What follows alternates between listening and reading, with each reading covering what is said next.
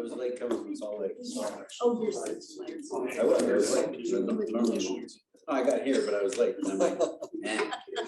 Band stand. Last time was just you and I, Brent And Josh, doing the tree. Yeah. Story, and I was like, it's freezing. This was a bigger deal. This was like, yeah, we have a high school thing. we get your name in the paper. Yeah. There you go. Got that gold Lucky shovel. me. Use the gold shovel. I should have brought it. I should have. They had right the shovel. I should have brought a gold That's shovel. right. You should have brought a gold shovel. Oh, well, yeah, it's too small. Why can I not find it? Hey, Dave, I wonder if we can borrow Bronx's shovel for the next Robert. So I got a thing from Springfield today. I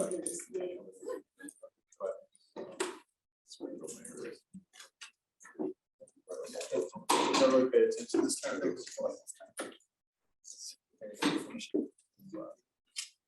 I'm really curious to see who was first.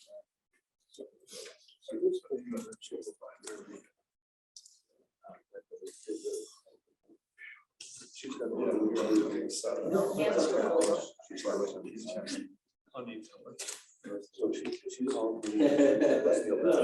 he didn't have a coach. And he's surprised on that. You think he would be like even shivering more than the rest of them. I said, I will get the Spoken by a young boy.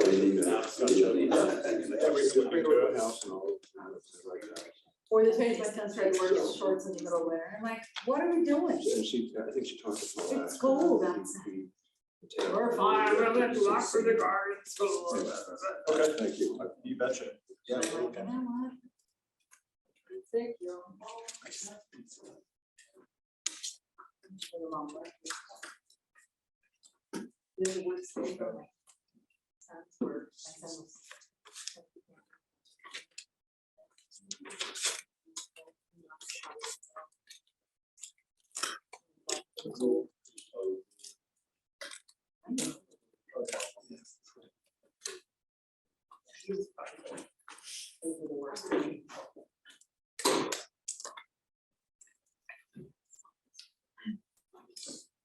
I saw the, email come across. I'm not making it, but Share.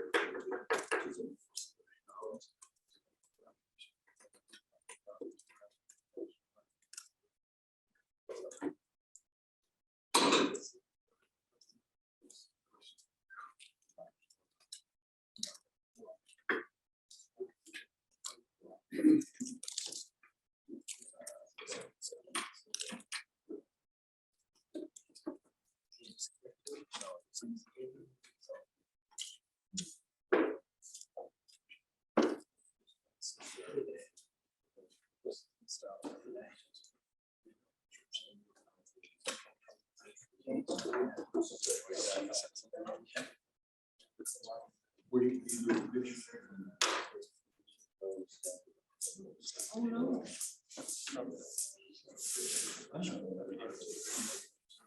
What is this? Oh, there.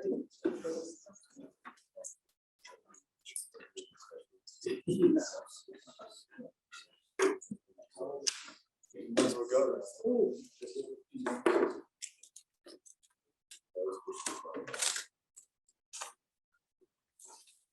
All right, welcome to our work meeting. I think we're good to go. And congratulations to everyone who planted the tree over there, or the 2 trees. So 2 big trees. Thank you for your efforts. You know, last time. We have they turned up- 6,000. They turned up the heat for the groundbreaking, but they didn't turn it up for the tree plant. No, the heat was not turned up. You should know we have over 6,000 trees in Orem, not more than that, but what was the number, do you remember? That was 6,843. 6,843. Yeah, and we should have done a trivia thing on that. All right.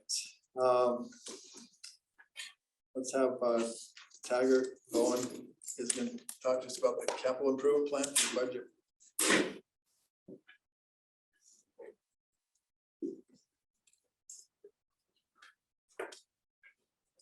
Mayor and Council, this is the final work session meeting in relation to the tentative budget.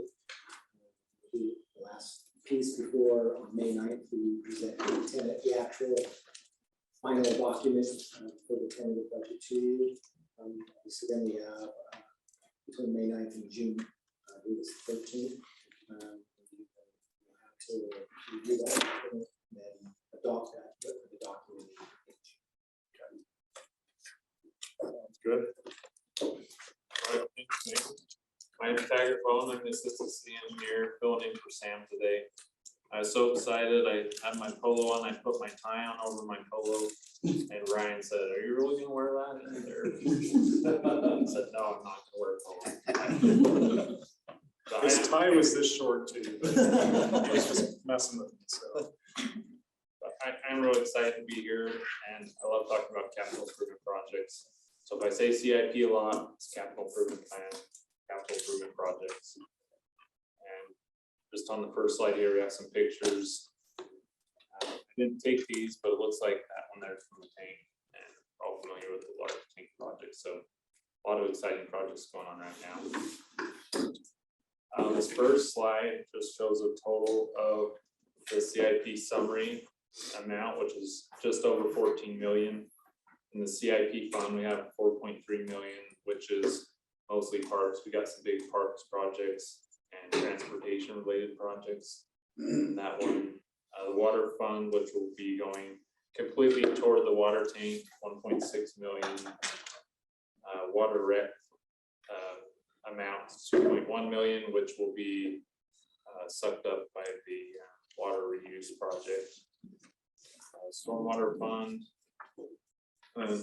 Each of these will have a slide breaking down the subtotals for each of these amounts. We got streets at 4 million and street lighting at 500,000.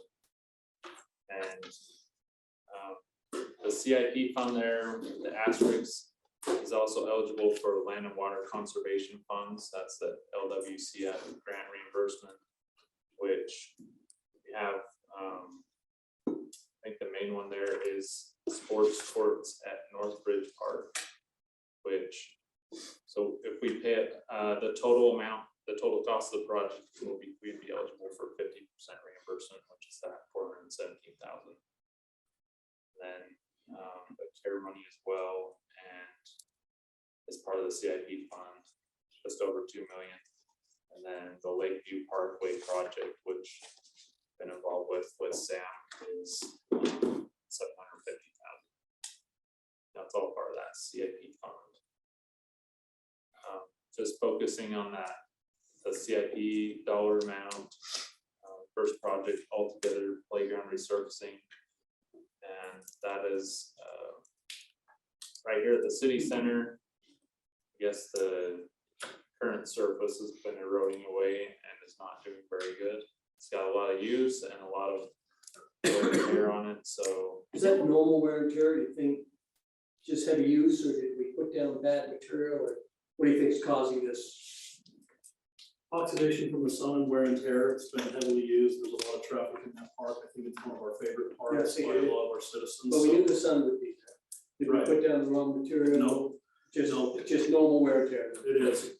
The material that's currently in place is a softball product that's essentially a rubberized product that you probably saw it go in when it went in, but they call it a pour-in-place surface. And it's like a bunch of little micro beads of rubber that gets poured into there and then it sets up. It's interesting to go back to Google and look at the images from the reviews when the park initially went in. All the colors are so bright and vibrant. You go look at that now, and it's shocking how much the oxidation of the sun has bleached that color out. And it's really, you'll see in all the high traffic areas, it's actually pitting and flaking up in big clumps and creating trip hazards. So we've been looking at a replacement for this product. We weren't happy with the lifespan that it gave. So we looked at some other options. To replace exactly what we have was about $600,000. We're proposing that we go to an artificial turf product that's been used in many parks locally. It's going to be about $160,000 to replace, and it's a 10-year warranty. And we spoke about this a little bit earlier in our care tax meeting, and you had a really good question, Dave, regarding the installation. If we need to pull that material up, the assumption was that that would be held down by an adhesive layer, and it's not. It's similar to carpet, where it's stretched out and then it's tacked down only on the perimeters and the seams with a small bit of adhesive. And then they actually brush like a weighted green sand over the top of it to hold it in place. So it essentially wouldn't cause any damage to the underlaying surface when we have to replace it. It looks like it'll be a really good product, so we're excited about trying this out. We can get multi-colors, we can get bright vibro patterns, and it holds up really well. Is it really short? Is it a? It is, it's very short, so it should be perfect for still being used by wheelchairs and, you know, ADA compliancy, so it should be a good product. Any other questions? When will you do that, after the summer or like? Yes, if this gets approved, we're hoping to do it right away. We've Oh, already right been away. talking to the vendors and have been putting together a design, so if you guys are awesome with it, we'll do it. Okay, next project is parks fiber and security cameras. Most of the parks do have fiber connections to them right now. The main parks we're focusing on is Geneva, Sharon, Windsor, Vaudeville.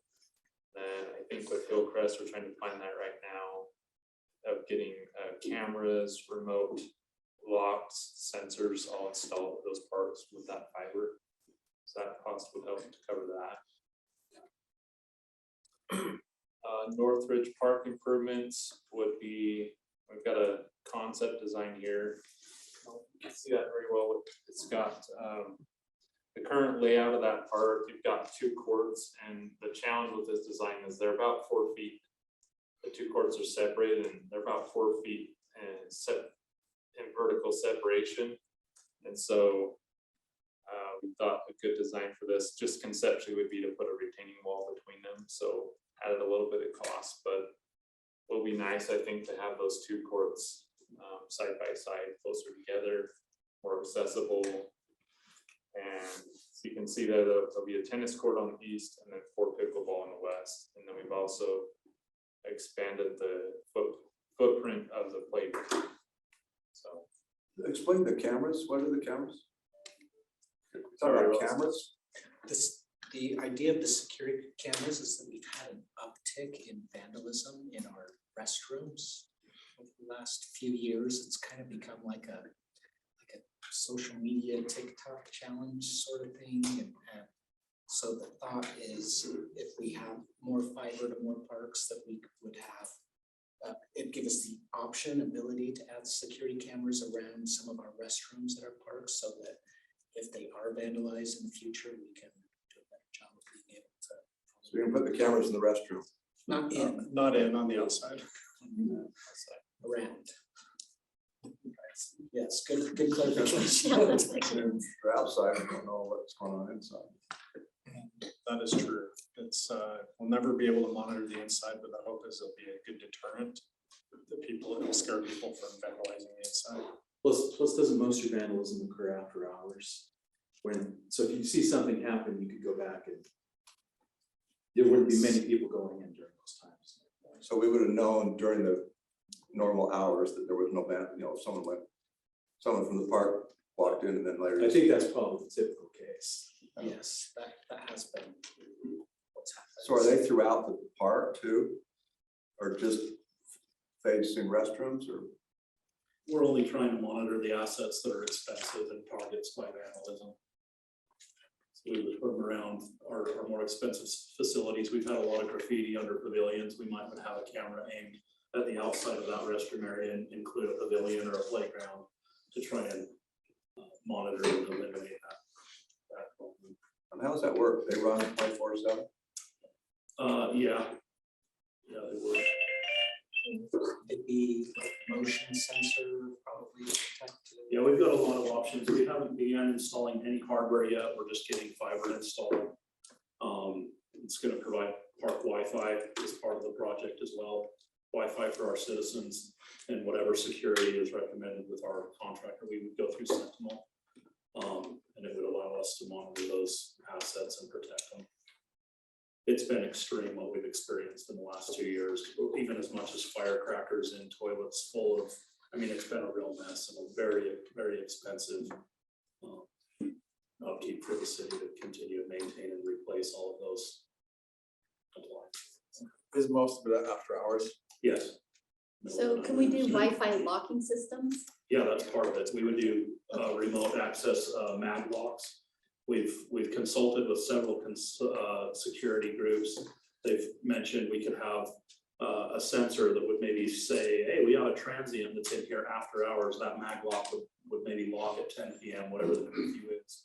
If there's movement inside the restroom, if we have a transient staying in there or something going on that shouldn't be, we can even have like an indicator light up above by the roof line where we could have a patrol officer just swing by and make sure the area is clear. There's a lot of really good solutions, and when we get to that point, we'll probably have a lot more conversation about what we actually install and what would make sense for each location.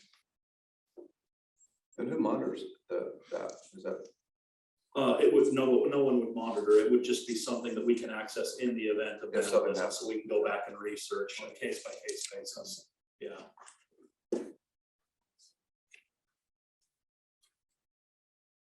Any other questions?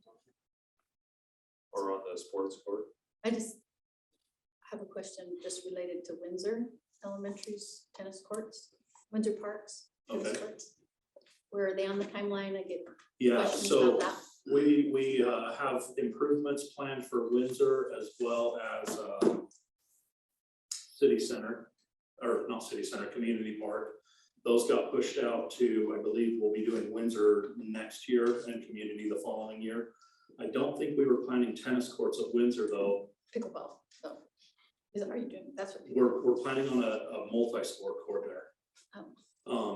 what is We that? can change that design. So there's a big asphalt pad right behind the restroom there to the west, if you're familiar with that big asphalt pad. I don't know if we've done an image here. Essentially, a multi-sport court would be, we can stripe it for pickleball, but we would have 6 basketball stands as well. It would be a multi-use court that we can put multiple activities on. Well, I guess and maybe I wasn't clear enough, but so what I'm referring more to is the tennis courts doing the same transition here where you have some pickleball courts or tennis courts transition to pickleball.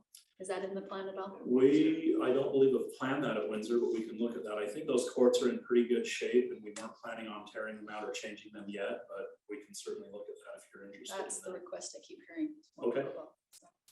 We'll keep that in mind when we get to that next year. Maybe simple to restripe or just to add a different color striping. Yeah, Yeah, yeah, we could do that. We could implement pickleball on that multi-sport court and make it for everyone. multi-use. You bet. How does that work as far as, like on this one, you'd have like a net or something in between all the pickleball courts, or do you, or how's that work? Yeah, these are actually this would be a very similar design as to what's at Bonneville and Sharon right now. So it's a smaller fence that keeps each court separated. This design, you can kind of see, he's got little entry gates that separate each court individually. So yeah, does that answer the question? So I was just curious, if you converted a tennis court to a pickleball court, do you add in those small fences kind of thing? Yeah, this currently is a tennis court. We're actually going to replace these entirely instead of just resurfacing. We found that the cost estimates that came in were really pretty good, in as much as we could get way more life out of the new courts than to just overlay and resurface for a pretty affordable price. It was worth the investment. So these will actually be a full post-tension reconstruct with brand new courts. Have you ever thought of doing anything over by Mountain View's tennis courts? I was curious about those, as far as, I don't know how much Mountain View's tennis teams use those, if you'd ever convert any of those to pickleball courts or not. We haven't discussed it yet. No. They're pretty heavily used. Yeah, Bryce knows. Yeah, we have not looked at the tennis courts, but we have looked quite a bit from the fitness center side of adding courts that would be accessible from the fitness center. So they would focus mostly on those who are fitness center pass holders or day pass users, but sort of adding to the inventory of that. So not part of the park master plan, like the recreation side. Okay, would those go inside the rec They center or would outside? be outdoors, but accessible from the fitness center. Is that in that area that goes? down in the That's what we're currently exploring the cost of, yeah. Okay, all right, thanks.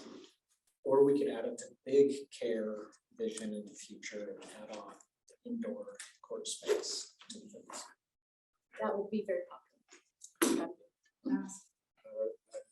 Those are super popular right now. Probably will be for quite a while. And the high schools are starting pickleball club teams now, Oh, so really? pretty soon I think we're gonna see that as a high school sanctioned sport. As trends are growing that way. Lenny, to be clear, I mean, Tyler's talking about full kind of rebuild at Northridge, but I made a note for us to look at, see if there is a more simple conversion that we can do to a portion of Windsor Park. That would be great, thank you so much. I know they've got that beautiful playground. Yeah. And everyone's grateful for that. But they're like, how about pickleball? When is that coming? So Sure. that's great. Thank you. Just a little bit more on the design of this. So the pickleball will have a 6-foot tall black chain link fence around it, and the tennis courts will have a 10-foot tall fence. And then there'll be a walkway, 10 to 12-foot walkway right here between the tennis and the pickleball courts.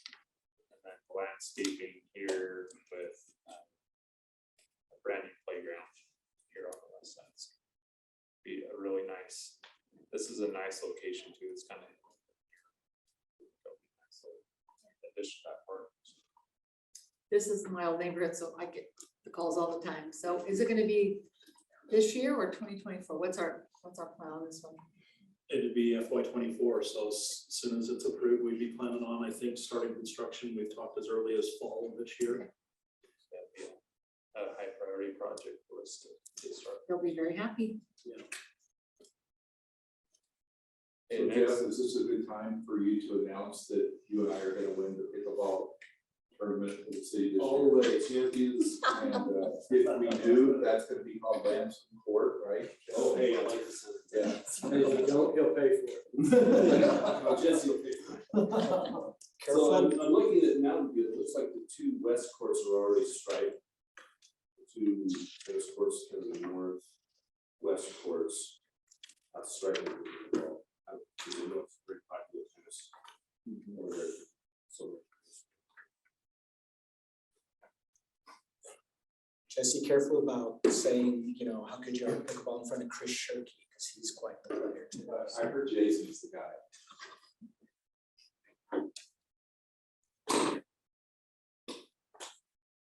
right, the next item is Hillcrest Park maintenance equipment. Just have some pictures here. Riding lawnmower, about 60,000. Just some of these items that add up to that. What's that amount there? 104,000. The Kubota is about 25K. Standard mower, riding blower. We got trimmers, backpack blower, stand behind edger. There's some of the equipment for Does that. electric not pencil for you yet? Not sure if people should. I don't think we've fully investigated electric in our lawn equipment yet. We're doing it in fleet, but not something we need to consider though. Yeah, Who we knows? got the blowers and various things that are like Yeah. lawnmowers. It may not work for big commercial size, but some of those are much more Yeah. lawn size. Next item, park entrance signs. It's a 6-year plan, 20,000 per year, then year 2. I think as far as the layout and the concept of how those look, they're still looking at different designs of those. The city entrance monument signs. 25,000 per year. We have a new logo and sign out here at the library. You have a couple of pictures. This is one we installed a few years ago on 8th North at about 1,000 West on the south side of the road, which has been a nice location for that. This is on the northeast corner of Center Street, 1200 West. That was just recently installed. And we have 3 or 4 more locations that we're working on. So I assume the diagonal is one of those coming up from the bubble. That one we're looking at doing already this fiscal year, with this fiscal year's funds, and these will be additional funds. So this will be before July, so we'll do that, or June. We'll do University Parkway coming up from Provo before June, but this is a request to do some additional entrance signs like that at additional Yeah. locations. And they're all using all the new logo, the new branding, the Family City USA. You can see that, all over the place. So the That'll one, be big going up the diagonal. yeah, the one coming westbound would be following this layout right here, this sign here. They're nice, yeah, really nice. This is a big one, soccer turf at Lakeview or Lakeside Sports Park and possibly Palisade. Still looking at different options. Just going from grass to artificial. Bryce, do you want to talk on that a little, just really briefly? Yeah, we have looked at multiple locations, but for a number of reasons, ended on Lakeside as being the right location for this field. Similar to the infield projects that are under construction now, this would expand that and reduce our water consumption over there at Edgemont's evening play. And where we aren't increasing acreage, we are increasing the number of available hours for our various co-sponsored groups and club sports and teams to be able to use. So what's listed on here is different than the other project that we raised the money for, right? That was all infill. So as part of that request with the county, it requires a match from the city for the totality of the project. And so we committed to receive those funds from the county. We committed to about $4 million of improvements at Lakeside between now and 2026. This project would satisfy about half of that remaining balance of improvements over there. Okay. So same project, but different construction project. Does Vineyard participate in this financially? No, we have talked to them about, that type of stuff. I mean, aren't they a scheduler of it, some of this on their property? It is on their property. We maintain all scheduling and event hosting there. Correct. Is this part of the restaurant tax? Yes. Exactly.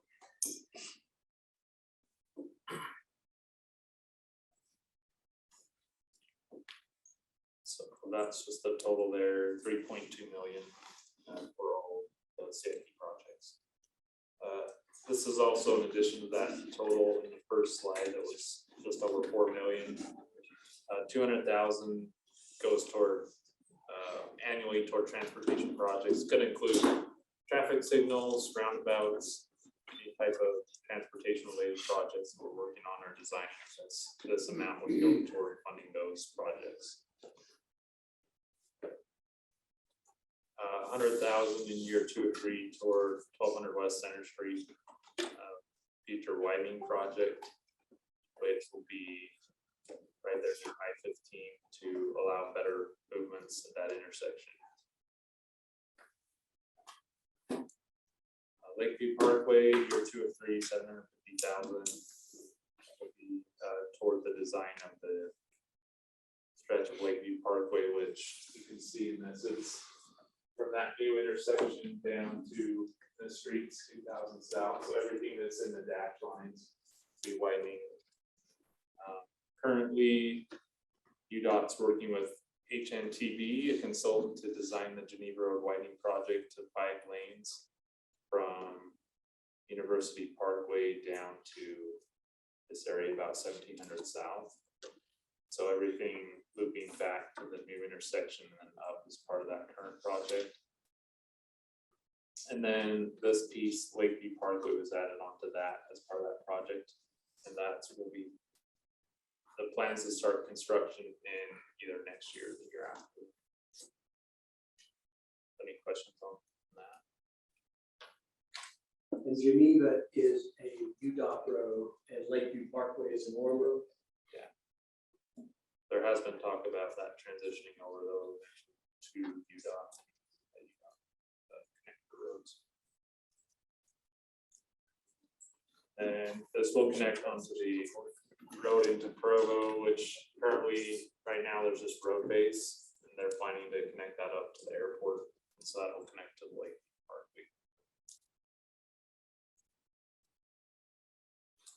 The next section is building maintenance, public safety generator, 18,000. We go through these: children's library roof repair, 35. Spartan sewer camera. Now I've heard about this, that it's a really nice piece of equipment that sewer's trying to get for TVing their lines. Paint for all buildings, extra L in there. Fire station number 3, HVAC and roof replacement. And these sinking funds are just multiple years collecting the money to begin these projects. I don't know a lot about these projects. I can answer questions on any of these if anyone has any. But these are just needs that we know are coming down the road that we've planned for, and we're just funding a little bit each year so that when it's time to do the work, we're not hit with a big ask. So public works roof replacement year 3 of 5, as well as the HVAC and the new city center security cameras. So on the new city center security cameras, the way we've done our projects is, for example, with the fitness center, contractor installs all the wiring and the boxes, and then our subcontractor comes in and installs the security cameras after and installs the access control fob system.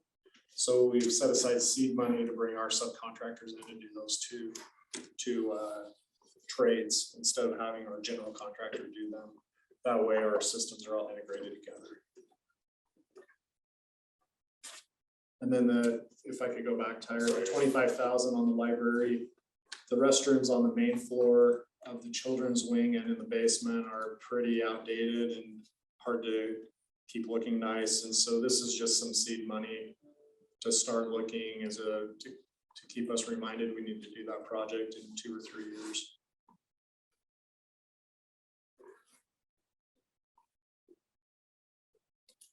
Talked about this a little bit earlier, the 1.6 million for this coming year would be going directly toward the tank project. And for water rec, same thing with the water reuse project, 1.6 million, all going toward that. They did set aside a little bit here, 531,000 for any emergency projects or sewer replacement, their top priority, high priority projects. We did just bid out one on 1200 West, here 1400 North for a couple manholes. That's high maintenance issue or high priority maintenance issue for water rec. So that one just fits. What's that system replacement program? What is that?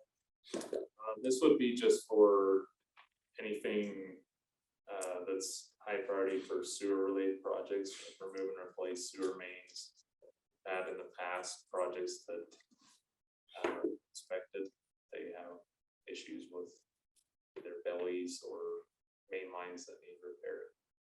Essentially, if there's manholes or connections or pipes that are either reaching the end of their life, or that when root systems have gone in them, or they've types of belly, but essentially joints or whatever, the sewage gets sort of stuck there, and it compromises the quality, I guess, of the infrastructure. Then we set aside money every year to address those as we find them, TV, our system.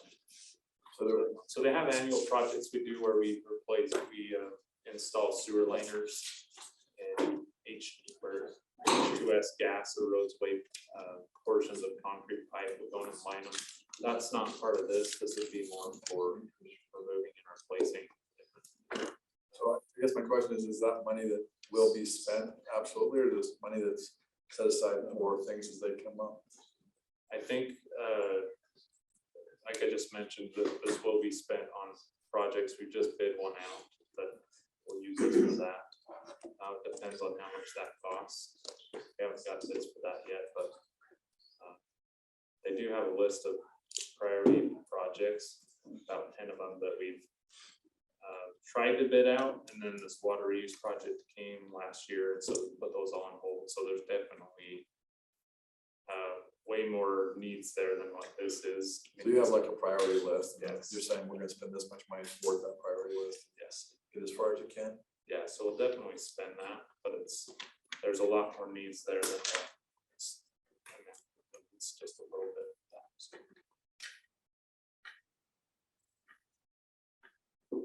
Stormwater, constantly working with Public Works to prioritize canal abandonment. West Union Canal, which parallels Carterville Road, goes down into Provo and then comes back up around near UVU. And we've already worked on a couple areas. There are several more, but it's kind of a moving target due to the coordination with Provo and some other projects. One of the current ones we've been looking at this past year is Center Street, just on the east boundary of abandonment. Right now, stormwater enters into the West Union Canal, right there at the bridge. So we're trying to get that water out of there into sumps.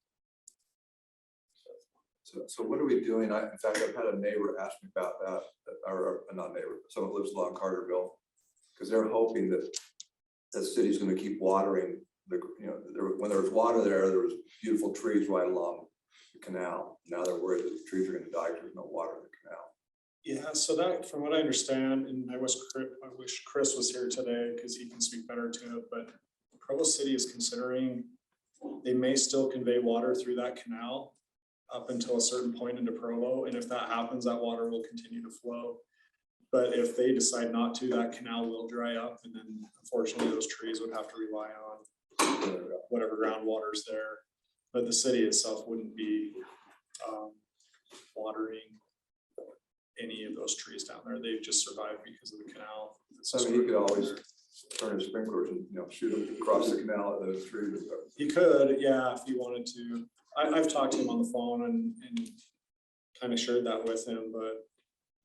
So what are we spending 1.4 on? What are we doing? So a lot of our storm drainage in certain areas of the city flows into these canals. So if these canals go away, that water doesn't have anywhere to go. So we have to pipe that water.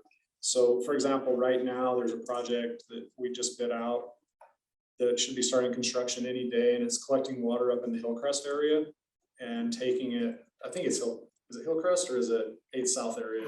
4 South. 4 South, and piping it down into the Provo River. And that water traditionally went into one of these canals. So this 1.4 million is basically storm drain piping projects to get that water to somewhere else. So who owns that, the Carterville Canal, because that leaks. The problem with that is, as we've talked about, as there's water in there, it's washing out people that are across the street on Carterville. Not washing them out, but it's flooding over to their houses. Yeah, I'm Now not, now you're getting to the crux of it, Terry. So these canal properties aren't owned by the city, they're owned by canal companies. And the West Union Canal that goes by Carterville Road along the west side of the city, that canal company doesn't want to maintain and have the liability of that property.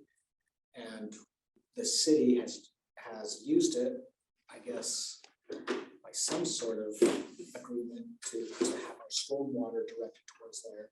But because the canal company is no longer going to maintain it, they don't want it anymore, and apparently Provo purchased it, we've got to now divert our storm drain elsewhere.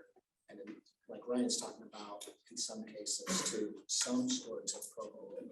So we wouldn't be spending money on the Carterville, I call it the Carterville, we wouldn't be spending money on the one that runs along Carterville because Provo owns that now. Yeah, so it would be diverting storm drain water from going into that canal to go elsewhere. So if there's water in there, that's Provo running some water. Provo actually wants water to run in there because they're trying to recharge their aquifers through that area.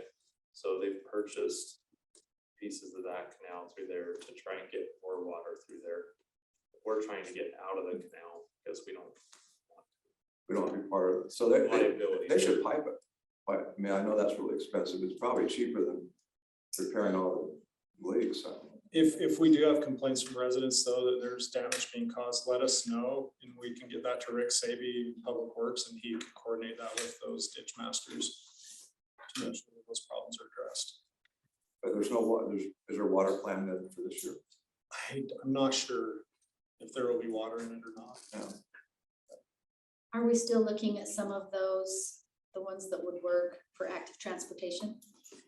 We would love to, but in some of the cases like the North Union Canal that runs up by, I think, Northridge Elementary, a lot of that right of way is not owned by the canal company. They have easements. And so you can't put a trail through on an irrigation easement. And the corridors are really narrow too. And when you put a narrow path through people's backyards, they don't get too happy about that.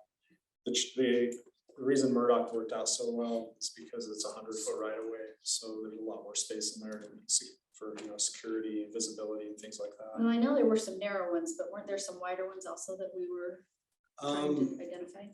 I'm not sure on that, but I know that we would love to if we can find. Okay. Yeah, it's definitely a great way to put trails in. Just trying to clarify this on the, so, because that's, you know, a lot of people ask me about that canal.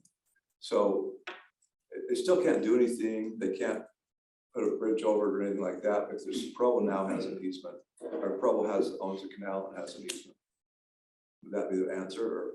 If they wanted to put a bridge over, they would have to work with the canal company to do so. The canal company, Or, okay. or if Provo City is maybe the canal company now, so whoever the owner is. Whoever it is, Yeah, they would have to work directly. so someone with them. still has an easement where that, even if they're not using it. I don't know that officially legally without researching the right of way, but I would imagine they'd still have an easement whether there's water in there or not. Okay, and I've talked to Steve about this, but I mean, it's a huge headache, I know, for a lot of people trying to figure it out. Yeah, I don't know if you want me to comment on that. no, please do, you know better than I do. Well, and I'm not that familiar with this particular situation, but just so I understand, the question was if the water stops flowing in there, does easement remain? Correct, yeah. And that's a great question. You know, you can, it depends, is basically the answer. I think you Can I might. write that down? Yeah, you can, you quote me on that. I think you can lose an easement by non-use essentially. Over time, you know, so I haven't really looked at that in detail, but I wouldn't count on the fact of being able to retain an easement like that forever if you stop using it. That could be considered an abandonment of the easement, so. Which has only been a year now, so I guess. Yeah, that's not gonna be enough time to be abandoned. If it was 20 years or something like that, you know, could be. Thanks. Just to follow up with what Ryan mentioned earlier, the city has hired RV Construction. They started a few weeks ago to install this pipe to the Provo River near 400 South. And right now they've installed from Provo River to Carterville Road. And they'll come up 400 South. Right there we have a connection of stormwater drains going to a pipe that empties down into the Western Canal. So we'll abandon that connection, and then we'll trade it to the Provo. Where does it go? Goes where on Carterville? So we'll go up Carterville Road, that steep part that ties to 400 South. Yeah. And then it'll go down to and just up those intersections of 1000 East. I'll say that because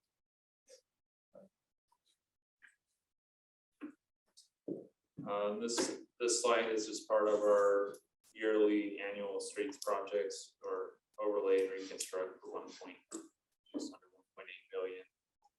Our slurry seal, crack seal, and micro surface, which we do every year, are those typical amounts. Trip hazard mitigation, then our concrete ADA ramp upgrades. We try and do concrete related projects each year to get ahead of the mill and overlay or the asphalt projects, make sure. Tried to do that the last couple of years. Had some success with iron it. Years ago, we would lump it all into one giant project and have some issues with concrete wouldn't be done, so it delayed the asphalt. So we've been trying to get ahead of the game on that and get the concrete in first, and so that's going pretty well this year. So Ryan, there were some requests made that these ADA ramp upgrades work better for the bigger bikes. Do you remember that? I am not familiar with that, maybe. There was like one recommendation from a resident, I think it was on an email with you, where they talked about if you could just design it just a little differently, it'd make it easier for the big cargo bikes. Oh, yes, I know what you're talking about. It's the direction of the ADA ramps. So Where is they're that more something lined that up. we can, Oh, yeah, I think we do that when are we we doing can. that? Yeah, at the intersections where it's feasible. Okay. Yeah, it's more of a aligning them this way instead of out into the intersection. I know what you're talking about now. That rings a bell. I have a question with our, heavy snowfall, we're gonna have a lot more potholes. Is this a lot more than we normally spend? Or are we just pretty standard? I guess we need to put more money in to fix all those. I think it's a little bit more, I don't know about a lot more. Yeah, it's pretty consistent with what we did last year. You guys probably saw that UDOT's planning on doing an overlay on 1600 North. Oh, They're good. doing People emergency complain about that move every routes, so day. that's gonna be good. Chris and I will be meeting with Cody and his streets group in the next week or so to discuss addressing that issue on 4th North. We're probably gonna move some projects up and get some of that done as well this year. Thank you. Yeah, that will be included in this amount. Do you know when UDOT's gonna do 1600 North? I'm sorry. Do you know when UDOT is gonna overlay 1600 North? I don't know. They said it could be as early as first start of May. Good. Yeah. They're doing an emergency procurement on that for a mill and overlay. that would be very appreciated. Yes, people stop me at the grocery store. With that though, there is a caveat. They will be doing night work. So they have to go around and notify all the residents because of the high amount of traffic. They'll have to do it at night. So just if you get any complaints, we've given them the permission, but they've got to notify everyone and give them a heads up. The complaints will shift from potholes to construction. Yeah, but hopefully it's only for a couple weeks of pain and then it'll be That'll okay. be good. That's from state to, State, well, I'm not sure the limits. But I know they're very well aware of the problems and I'm sure they'll address those areas. We should do, and we talked about this before, at that luncheon that we had with the other streets group. Just as much education as we can get out about all the efforts that went in to snow removal last winter. And the new problem we have, which is potholes, because that is the thing that we're hearing a ton about as far as the people wanting to know why and what are concerned and, all the problems. So I think the more education we can do about what the streets did during the winter time and then now what they're doing on the potholes would be really valuable. Yeah, we've got some stuff we can go with pretty quick. Yeah, there was some really good information that came out of that streets lunch. Yeah, the stats are pretty impressive, just the number of miles and the hours. Right. next section is about street lighting. It just awarded our recent bid to B Jackson to do about 80 convert over to our new green standard streetlight pole.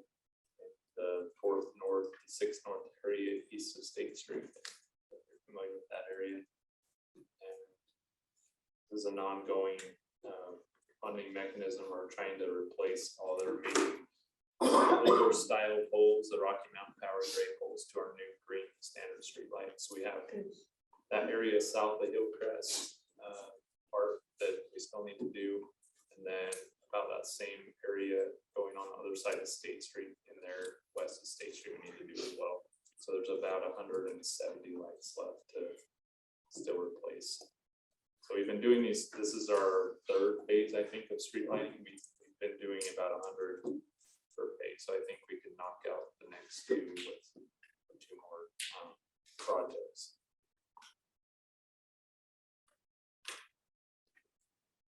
This is again a summary just of the overall capital improvement projects.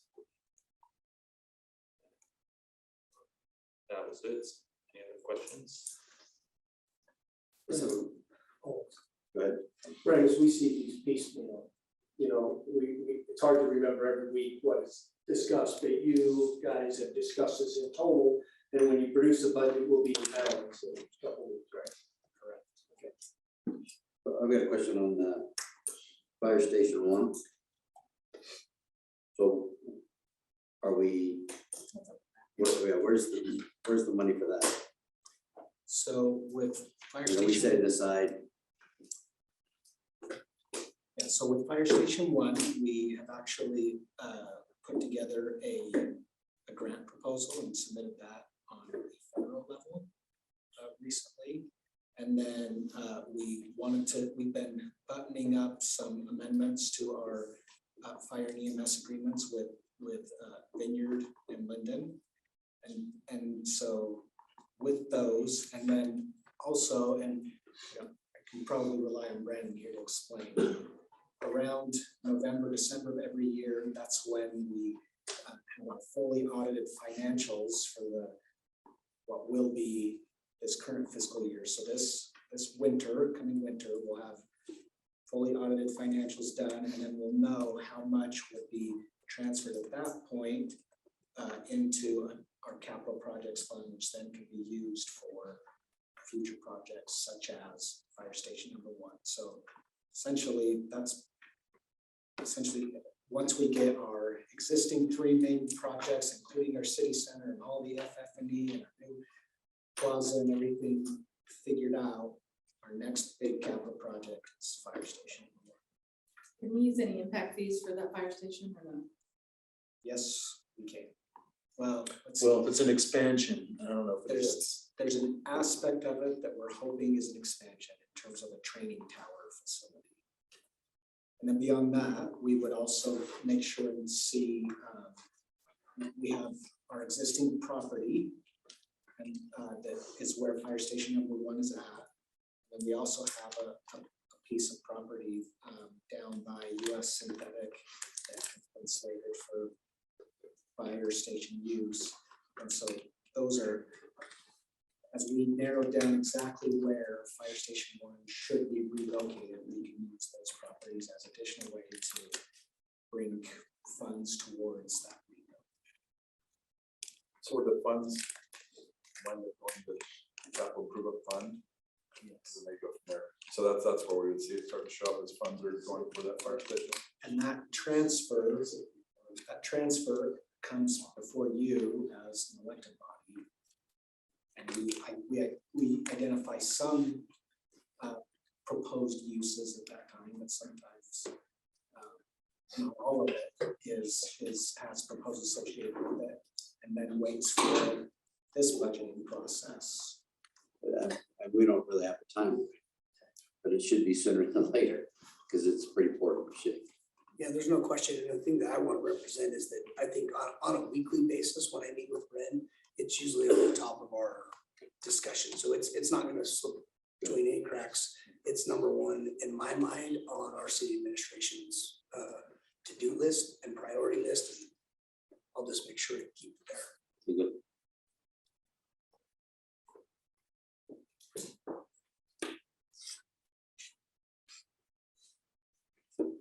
Questions?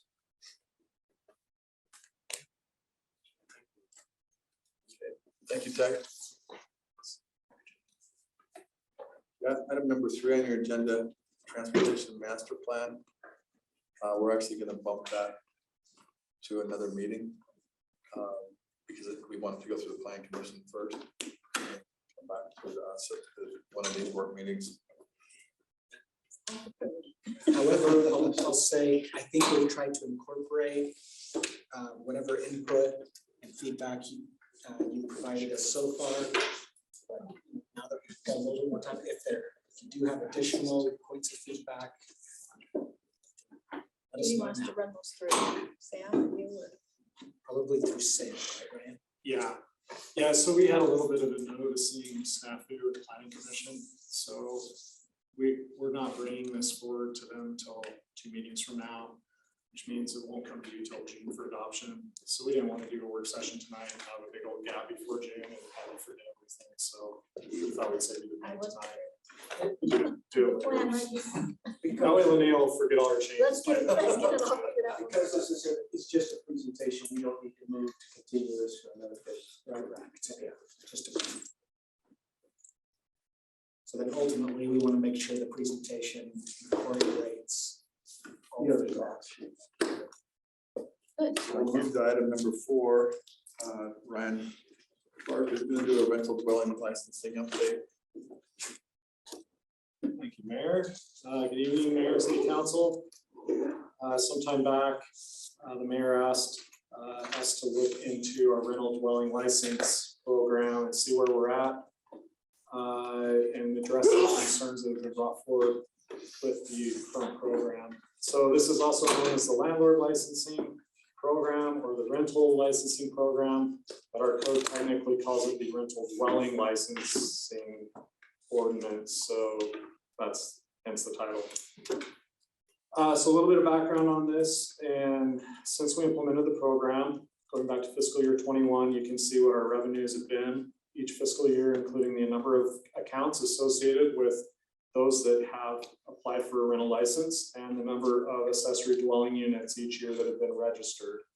So you'll see some nice growth from 21 to 22. 23 is as of last week. As Brandon noted, taught me most everything comes in June. So that's why we're seeing the FY 23 numbers lagging, because we're gonna see all of that coming in June. And right, this revenue you're talking about, is this the fee? This is the $50 $50 fee, yep, the notorious $50 fee associated with your getting your license. One thing to note, in our accessory dwelling unit database that planning maintains, we have 738 approved ADUs. You'll notice 598 is the peak that we've had registered, so there's still 140 out there that haven't signed up for our program. Now, they may not be renting out their units and decided this didn't apply to them. We're not quite sure, but we'll have a better idea as we see how this year plays out. So mine is, go ahead. I was just gonna say, so these are already existing. How, do you have a percentage of any new ADUs, or these are existing that No. we've now licensed? So last year, 598 of those existing approved ADUs registered of the 738. And do we send out notices to the other 140? That's a good question. I'm not, do we, Brandon? Brandon knows And better. if they ignore it, no biggie? We don't have any teeth, any enforcement. Wasn't this fund supposed to go to like a compliance officer or something? Oh. And then my other question, one of the reasons we did this was unpaid utility I'll get bills. to that too. Oh. He's thoroughly. So these are some of the successes from the program. And I apologize for the formatting. When you convert from PowerPoint over to Google Slides, it does weird things. So 300 to 350 less work orders a month. This is when a city employee has to physically go out and shut off a water heater or turn it back on. So a lot less work has been required of our staff. And then number 2, you can see how the amount of collections, accounts going to collections is drastically reduced. Pretty much cut it in to 1/4 of what it used to be on average. So that's been a great success. That means there's more revenue coming into the city and people are paying the bills that they should be. So keep that there. So the 300 to 350 less work orders, when those work orders occur, is there compensation for doing those work orders? I don't think we charge them a penalty, do we? Right. If we have to go out. Yeah, this is. At least turn it back on. Turn it back on. Yeah. So the unit is billed that, so it's not purely costing the city, right? Because it's getting paid. Am I understanding that? These are work orders related to somebody having a utility issue. So I'm not paying the issue. So we will turn it off, and then of course they want a payment. Turn it on. So there's no charge to turn it off, but there is a charge to turn it back on. Whichever way you want to look at it, there's a charge. There's a charge. There's one One or charge. the other. So roughly, what is the charge? So Pretty twice, yeah, it's pretty. $100. something like Yeah. that. So I'm trying to understand if that's like a break-even situation for the city, or if it's losing money with that, you know, those work orders. $55. Okay. I would say the one benefit is water staff is spending our time working on other projects. So financially, we may break even, but they're focused on other things and getting other duties done instead of having to go out and shut them off. So And the that's reason kind of- that we're not having to shut off and then turn back on is because landlords are dealing with it before it gets to that stage, right? Or they may be putting pressure on their tenant to get in and get it taken care of. Or they may cover themselves, I'm not sure. So these And are that's- the, I'm sorry, that 3 to 350 is over what time period? that's a month per month, Per month? yeah. So we were pulling in, not that From- this is revenue we want, 15 grand a month to be turning it off. But I guess I mean per month, but over what time period? What's that? What months are you? Um, 2021, from 2021 till now? Kathy an provided average? me this number, so I'm guessing this is on an annual basis averaged out Okay, of what we're doing So you now could versus say what we would be. 3,500 to 4,000 times a year this happens, right?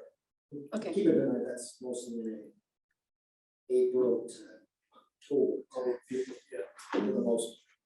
And then the accounts sent to collections number, it was cut in half. It went from, say, 50 grand to like 20 grand, so it's saving the city $30,000 a year in collections efforts.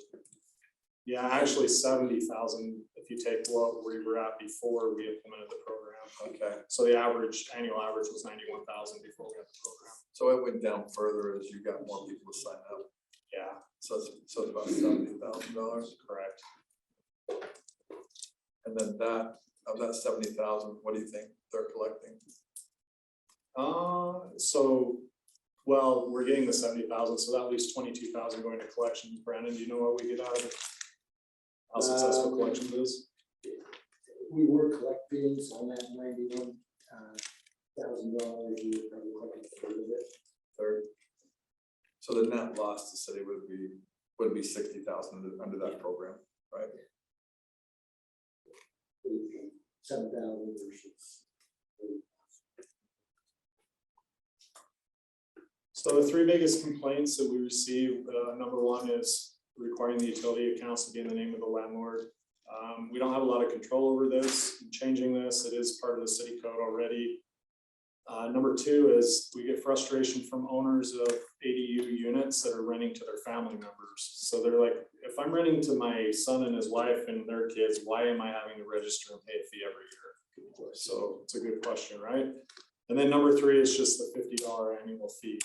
So we got together and came up with some ideas. Or wait, but also the number two is, I'm not getting money. I mean, I've heard people say, you Yeah, know, I own this for my mother-in-law to live in, and we're not charging her, but because it's not my principal residence, my primary residence, we're gonna license it. correct, So it's not an investment income property. correct. That's the frustration. Yeah, yep. And is that number one, requiring the utilities to replace the name of the landlord? As in the number one complaint? No, Oh. but just in terms of actually occurring, because I'm just familiar with tenants who just go and rent it and they go sign themselves up and it's in their name and you never even knew it existed until this change came about. In other words, they're just signing up in their own name. I'm just curious how that gets, if that really gets enforced or. I'm not sure on the day-to-day, but I can Teresa speak to can that, tell you. that's where it came from. Yeah. So if you're signing up, you have to show proof of ownership, and that can be done by the county. It can be done by your papers that you sign at closing, your warranty deed, but you do have to show something that shows you are the owner of the property before we'll let the utilities be in. Now, if they currently have it in their name, you don't really have any teeth to force you to get it in the landlord's name, so there are some still in renter's name that just are a lot of time renters and their landlord won't sign up, but all new signups do have proof. And we attach it to their account so that you can look and see what they provide. So, And we are willing to look it up for them on the county if that's convenient and it's there. so did that change as far as when this went into place. Yeah, So so prior this, to Yeah, that was the reason, Yeah. because uncollected utility bills were not being paid. Right, but as far as, so if somebody started renting a house in 2000, that was before all this, so that would have been in that tenant's name, they could have registered back then, but now it's changed, yes, right? that's correct, yeah. So when we say utility, we really, we're concerned about the city of Orem utility. Yes, The so other gas, utilities, I'm that's sorry, their not problem. gas, not power, would be water, sewer, garbage. Yeah. And those associated. Well, and fees. the issue with that is with normal utilities, when they move and they go somewhere else, they've got their name, they've got bad credit, so they can't sign up in a new place. But in Orem, since it's a city utility, they move to a different city and that doesn't follow Yeah, and we actually, Mayor, we had cases where, say there were 3 people renting a home. If the one got in trouble with the city, they'd just cancel and one of their roommates would go sign up. And they'd get them turned back on and this person would kind of disappear into the woodwork. We'd never be able to chase that money down, so it's helped solve that problem too. How, and maybe we get to it, but how common is the way we're doing it amongst other cities? Is this like a normal thing? From what I understand, there are other cities doing this. I know I wasn't involved when this was created. It was under someone else that was here before. Brandon, do you recall? I've heard American Fork does it this way. Yeah, I mean, it's not the standard thing. Many cities do require certain elements of their utilities to be in their landlord's name. For instance, I know Spanish Fork requires a certain element of it to be in their name. But a lot of times the water use part is in the name of the tenant. But yes, the other standard items all fall to. So that's probably more common. But there are other cities, and I don't know off the top of my head how many do this same kind of thing with it, especially with I also remember that there was, because they didn't know who the owner was in some of these, and it was hard for, there was a complaint or a neighborhood issue that they wouldn't know who to send the complaint to, if I remember correctly. Yeah, That that was was- part of it. That was one of the most important benefits, was all of a sudden we had a database of every landlord in the city. So when those nuisance complaints came in, police knew who to talk to solve the problem. So the program, so far, it's also funded 1,311 employee, basically for the amount of work that's required of the program. And it also funds the NIT division for $225,000. Revenue in 2022 is $297,000. So we're running a little bit of a surplus in that respect. And so the recommended improvements is we as staff got together and brainstormed, is to help the landlords out with the utilities. The thought was we would do an additional round of notifications to the tenant before we go after the landlord. And we would copy the landlord on that correspondence, so the landlord's aware of it. That way the landlord can maybe put some pressure on them before he has to financially be the one to come in and pay for them. And then we would extend that process of pursuing payments from the tenant and take a little bit more time than we're currently doing. That's kind of the best solution that we came up with, was kind of a second chance, I would call it. The other recommendations have to do with the annual fee, and we came up with 2 options. So option 1 is that we could reduce the annual fee down to $42 and take that surplus that we're running and basically kind of equal it out with the revenue. So if we have 225,000 coming in, if we drop down to $42, we bring in $231,000. So essentially the program is continuing to pay for what's associated with it. And we're not capturing any extra money off the backs of the landlords than what that fee is intended to be used for. Option 2 is to only address those that have the accessory dwelling units. And we would require a $50 fee one time, and that's when the ADU is registered. That way we're able to get the landlord's information. That way we know that the unit is legitimately approved and it's gone through an inspection process. And then going forward, we would not charge an ADU an annual fee.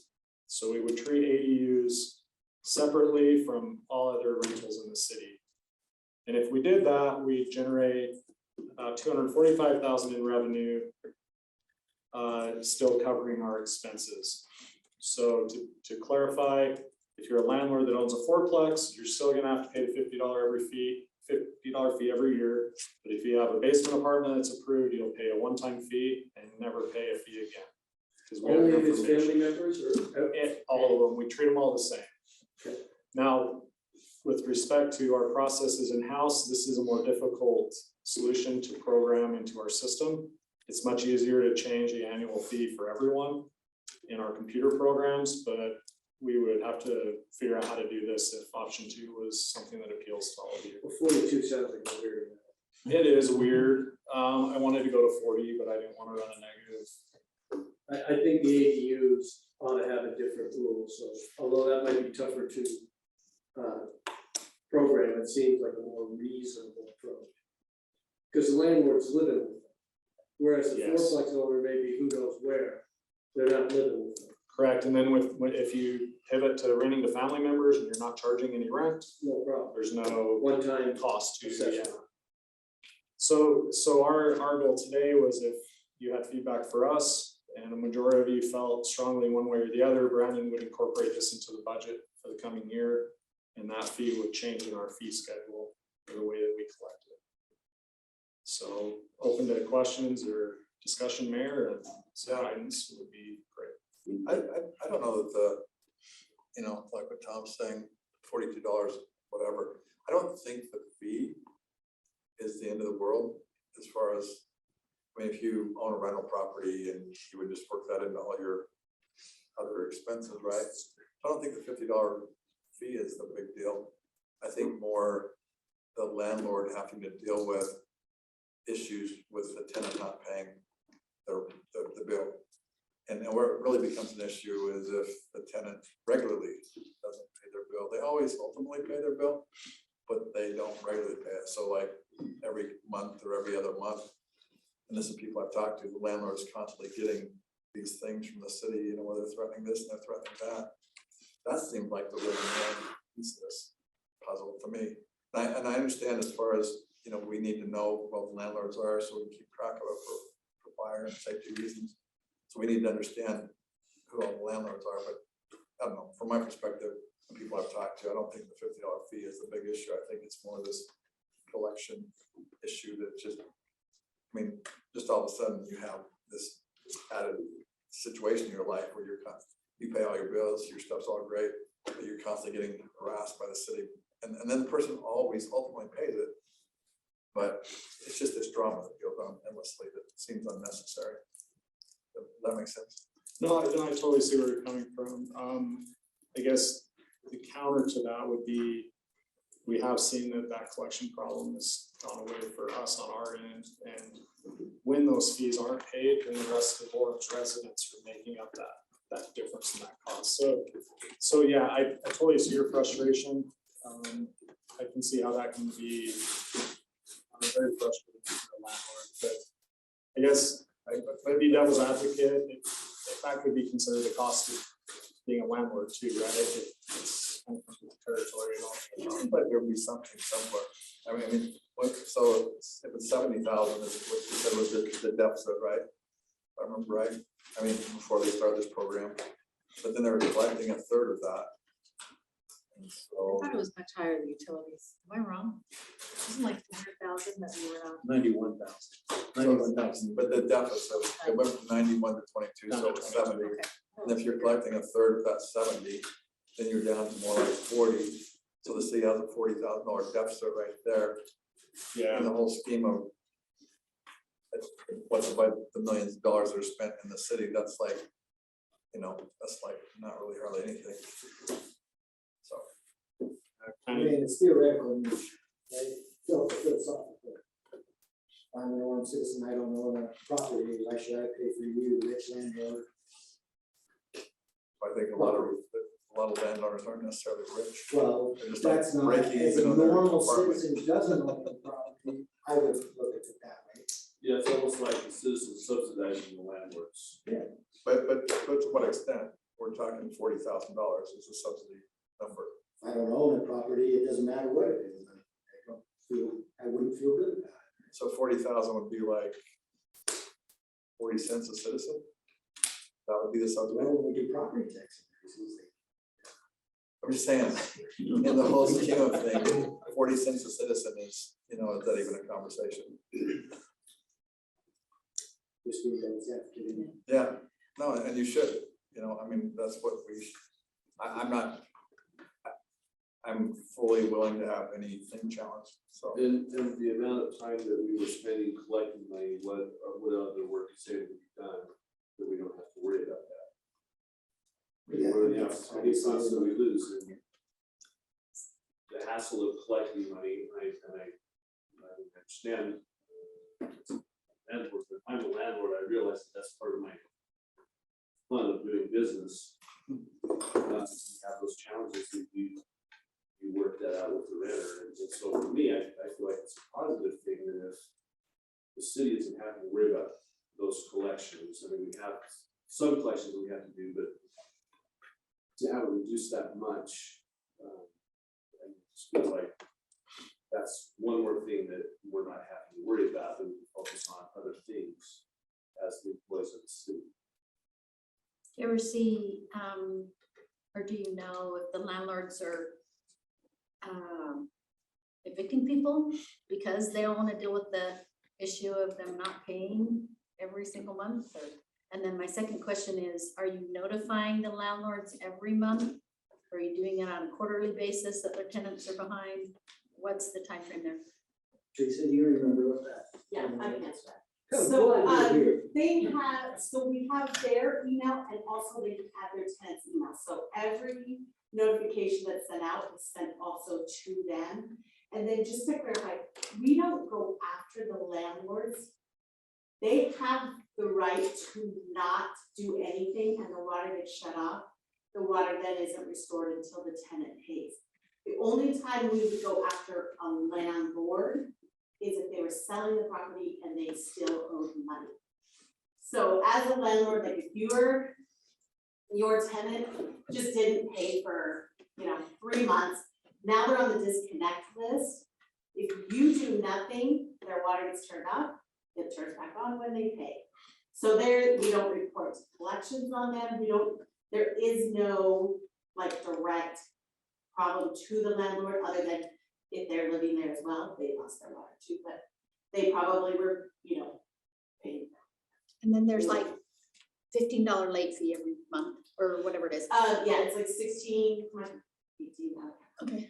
But yeah, there's a late fee every month, but the shut off happens, they have to be over 2 months and it's about a week before their third bill would run. So they have up until then, and they can call and make a payment plan. Okay. And then water is not disconnected. It's only those who don't make any kind of payment plan and are over 2 months. Late. And Then to my next question, so then you will see, you could see if the email address for the tenant changes, if this, their hard times they fell upon or whatever created a homeless situation for them because their landlord was like, you're out of here. Have you noticed that? You can, it depends, it's up to the owner to decide if that tenant is allowed to put their email on. So it's the owner's account and then he has the ability to go online and say, okay, I want my tenant to have access.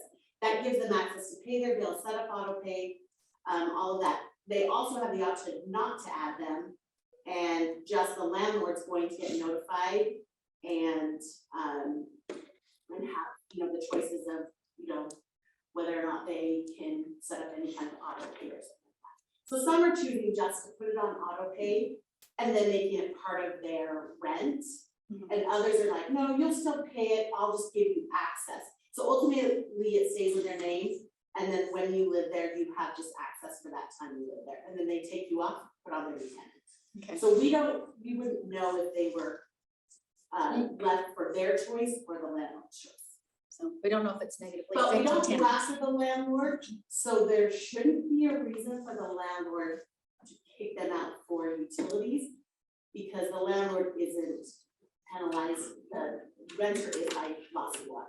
Okay, and can I just clarify, so this is water, this is the Water utility is only, water that's sewer. all we do. Okay. I mean, there's no way. Water, sewer, Water, garbage. sewer, We yeah. can't turn on sewer. We only If it control gets water. bad enough, That's all we can control, right? That's have all we cans offer. picked up, but we don't normally do anything with trash. Okay, But yeah, Thank you. So you're saying it's more informational for the landlord?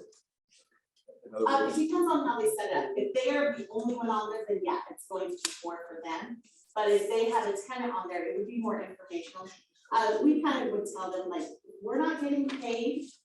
That might be an indication for next on the list to not get paid. So sometimes it's a good thing to the landlord because they see that this bill, they're like, oh dang, I better start watching because am I gonna be the next one that doesn't get paid?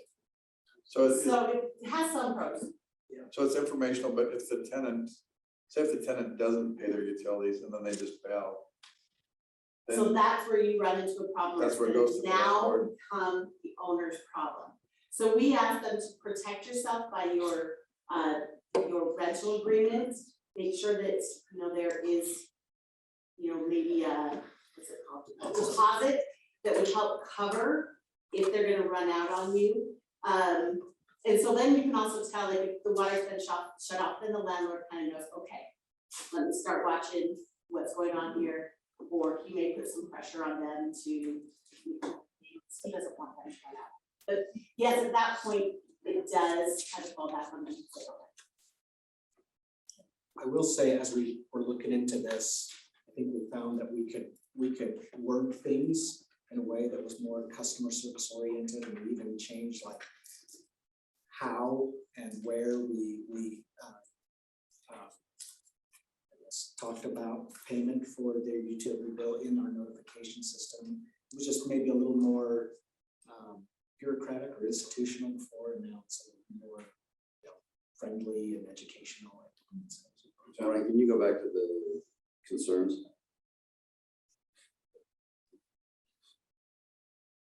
Okay, so the frustration was the owner, you know, renting to family members, so have we come up with a solution? Yeah, that's option 2 is to not charge an ongoing fee for ADUs. So the challenge with if it's just family members renting it, there's no way to enforce that. Other than, I mean, if there's they no way say, to hey, I'm renting verify to it. a family member, And then when does that stop and they start renting to someone else? There's no way of ever knowing that. It's not an easy solution to enforce one way or the other.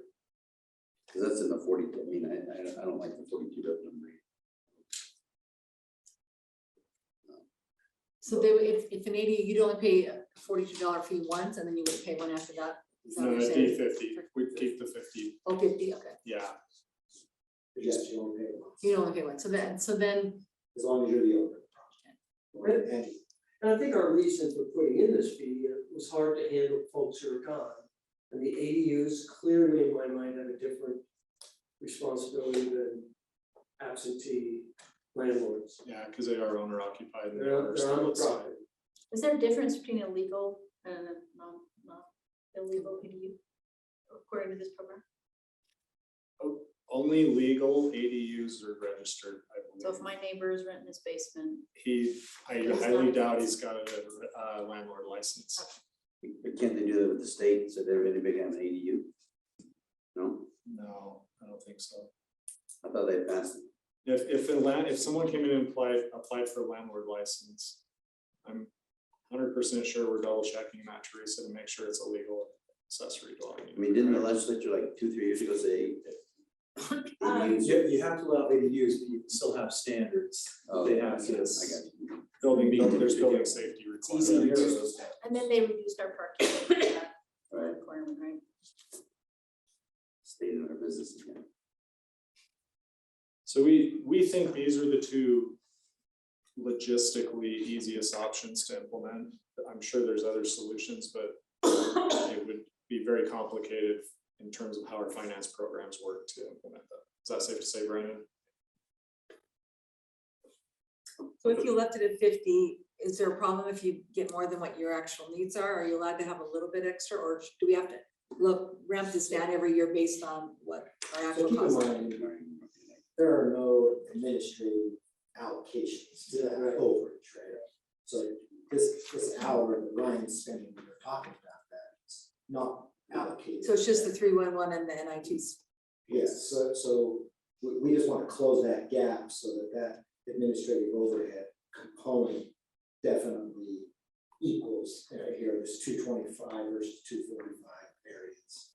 That's easily within an allocation of overhead administration. Just to answer your question, Debbie, you're not supposed to use a fee like this to be a revenue generator. That's what I thought. Yeah, that, you're exactly right. So it's supposed to basically equal your costs of administrating the program. How close do you have to get though? I mean, is I it, mean, I don't think you have to be to the penny, you know, so if you're a little bit above, and you know, those costs are gonna fluctuate a little over time with inflation and all that, so I think it just has to be reasonably close. so my question again is, you have to look at it every year and adjust it accordingly within 10 to 20,000? I don't know. I think if you started getting to a point where what you were taking in significantly exceeded what it was costing you, then you would need to make an adjustment. Okay. So we do gonna look. So the 42 is your outside of our normal- recommendation to keep within this, the spirit of the law, right? Yeah. Okay. Previously, we'd get seemed like I remember hearing we got a notification from county if ownership changed on dwellings. And then we would pursue if there were multiple primary residents for an individual as one of them being in an income property. Are we still doing that? Is that? Not sure, Jason, do you know anything? Not aware of any of that. I became aware of this back when the campaign was going on, just going door to door and talking to people. This was one of the things that I constantly was brought up. Because there's actually, what is it, like 5,500 landlords in the city or whatever, or that don't 5,500. 5,500 and FY22 registered. Yeah, so those 5,500, so as we're talking to people, this was a complaint, and the essence of the complaint wasn't really the $50, because it was understood that the city needs to know who these landlords are for a variety of reasons. But the complaint was just, I mean, what people said to me was, you know, hey, you know, if my tenant has their gas bill and they don't pay it, am I responsible for it? If the tenant has the electricity bill and I don't pay it, or if my tenant goes and buys a car and they don't make the payment, am I responsible for it? So it's really trying to attach the responsibility for what's going on to the person who's using it, not shifting it to the landlord. So I think that's the real essence of the question. And then, because you can make everything work with the $50. It's just a question of whether or not you have to go through all this with the collection side of things. Yeah, and Mayor, I think you're absolutely right. I think when the program rolled out, there was a lot of complaints and a lot of concerns. I wonder though, Teresa and Brandon, have we seen those complaints subside now that we've had it a couple of years? So the two biggest ones that we dealt with were, I have an LLC, the exact same mom and dad. They own all 8, 10, 12 properties. Why do I have to pay $50 for everything? Even though they're all owned by the same exact people. We always address that. Food, so the exact owners and all those. The second one was this ADU, renting to, and not even ADU, but renting to family. Well, ADUs, we have an ability to be able to address that. To Councilman Spencer's point, there's no way for us we cannot rely on people's honesty to tell us that they are renting to family and now we are not. That just doesn't work. And so there's no option for us really in that environment to be able to say, oh yeah, just go with that. We can rely on ADUs because we don't care because the owner lives there. So we have an ability to, in essence, control the environment because of that. So that's why option number 2 is there as an option. Because that's an opportunity that we could take to be able to address some portion of that. Okay, so we're gonna have to move on. Where would you guys like to go with this from here? Think about it. Just think about it. Back. So you do have an option.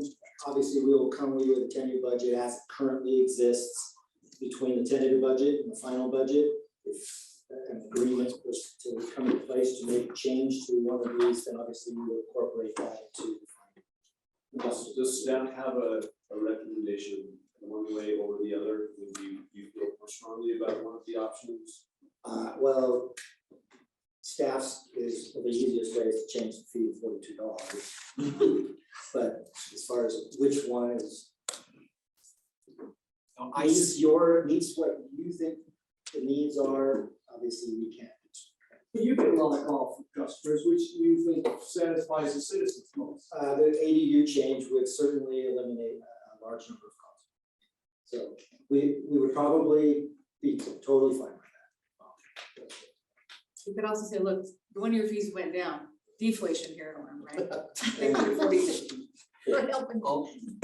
I'll say my recommendation. We could make it $49.99. To continue to make progress on addressing our complaints. I'd say my recommendation would be to continue to address the complaints we've been receiving. So we already addressed the going from charging for each property that a landowner might have down to just, if it's one person, then they just get one charge. We've improved our communication methods, and Teresa's spoken a little bit to that, taking more of a customer service approach rather than a hammer, harsh. And finally, eliminating the ADU ongoing aspect, as that's a remaining customer complaint that doesn't really provide the same benefit as charging it for the other rentals. Sounds good to me. Okay, so we should put something together like that and send it out to council to see if there's an interest in, doing anything or doing nothing or that way, so we can move forward with it. You could potentially make that decision. So if I could just interject, if we go the ADU route, we'll have to amend the ordinance. And we would just exclude ADUs from the definition of a rental dwelling so that they're not required to pay. Just to register, not ongoing. Yeah, sorry, just to register and not ongoing. But that would require an ordinance change. So one avenue of moving forward would be to go ahead and make that proposed amendment, let you consider it and decide if that's what you want to do. They start working on it.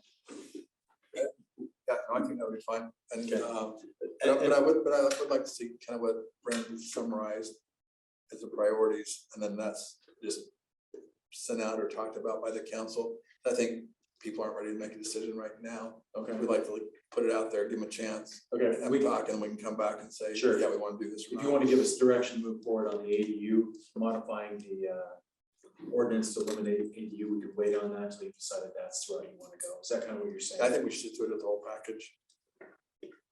Unless everybody wants to go modifying the ADUs right now. Well, I would say maybe the other two things I mentioned we've already incorporated. Already dealt with. Yeah, so Okay. changing it down from one charge to one owner, even if they have multiple properties, that's already taken place. And then improving our language and our approach in the communication with landlords. You're doing that internally. We've already done that, incorporated that as well. Okay, so we're just down to The ADU. the ADUs and whether we want to go with that or not. So, do you want to decide, or do you want to decide another time? I'm totally comfortable in taking the family ADU if they're bringing their family. I think that's reasonable. I mean, I've had family live with me in Madam Church, and so. Well, not just family, all ADUs. Oh, all ADUs. Okay. So do you need to do a recertification every 10 years or 5 years for safety reasons, Chief? I mean, That's sorry. what you do. Yeah, we actually wouldn't do any type of inspections. Hey, Chief. I'll be in a trade today, that's good. Trade swap. No, so no, we wouldn't do a follow-up building inspection. It's just one time when it's built out that they have to do an inspection. What about when it's sold? That's definitely a challenge. If somebody sells a house with an ADU in it, we're not going to know that. So that's a great point. And I guess we would only know that now because they'd have to come in and register it. So that does create an issue. Sell it, change Change the name to the name. Yeah, we So can put maybe- that in the ordinance saying that they have to, when they sell it, the new owner has to come in and get a license. So I'd say work on that. Let's think about this, because that's pretty important, right? What we just came up with, so maybe I like the 50, I like the one-time fee, but if there's other like this about selling it issue, maybe something else to think about. will come up. Okay, so I mean, I'm good with this, but is there anything else that, you know? why don't we say, I mean, it sounds like no one's opposed to this, right? Right. Anybody opposed to this? So if everybody's in favor of this, we go forward and then Steve can work up what this ordinance looks like and then we can decide on the ordinance. That's not to say you couldn't make other changes to it at some later time as well. Hey, do it, chief. So you think we're at least making concerted progress? Yeah, we've had a lot of questions about this, so this is more progress. And then what you're describing as far as the customer service aspect, that's really always good, positive, yeah. so. All right, we ready to move on? Do you want to get dinner? Yes, but we are gonna have to be, the minutes are ticking down. So let's take a 5-minute break, grab our food, and then we'll start back at 25 after. Would someone like to bless the food? Okay, go ahead. Our kind and gracious Father in heaven, we're so grateful for the opportunity we have to meet together today, for the good weather that we're having, for the camaraderie that we feel, and the way that we're discussing the needs of our citizens of Orem. This time, we would like to thank thee for this food and ask a blessing to be upon it and the hands that prepared it, that it may give us nourishment and strength, and we can use that strength in moving forward for thee. In the name of thy Son, Jesus Christ. Amen. Amen.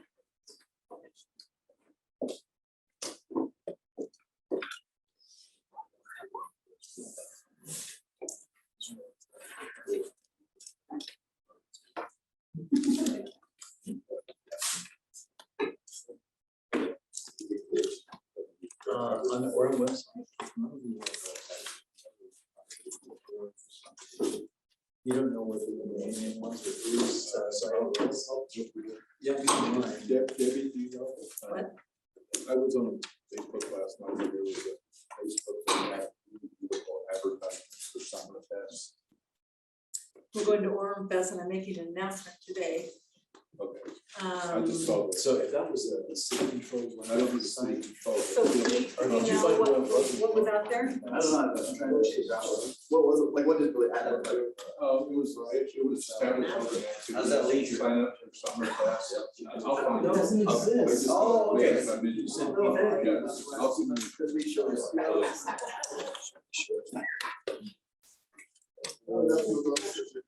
see you. Maybe we're going on a break. That's good.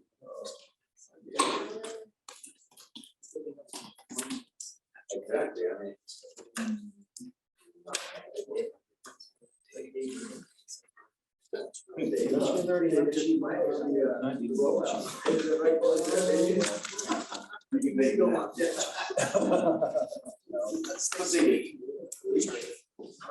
Did I need local? It seems pretty. That's a nice twill and Chino. Did you do city, Bleachers.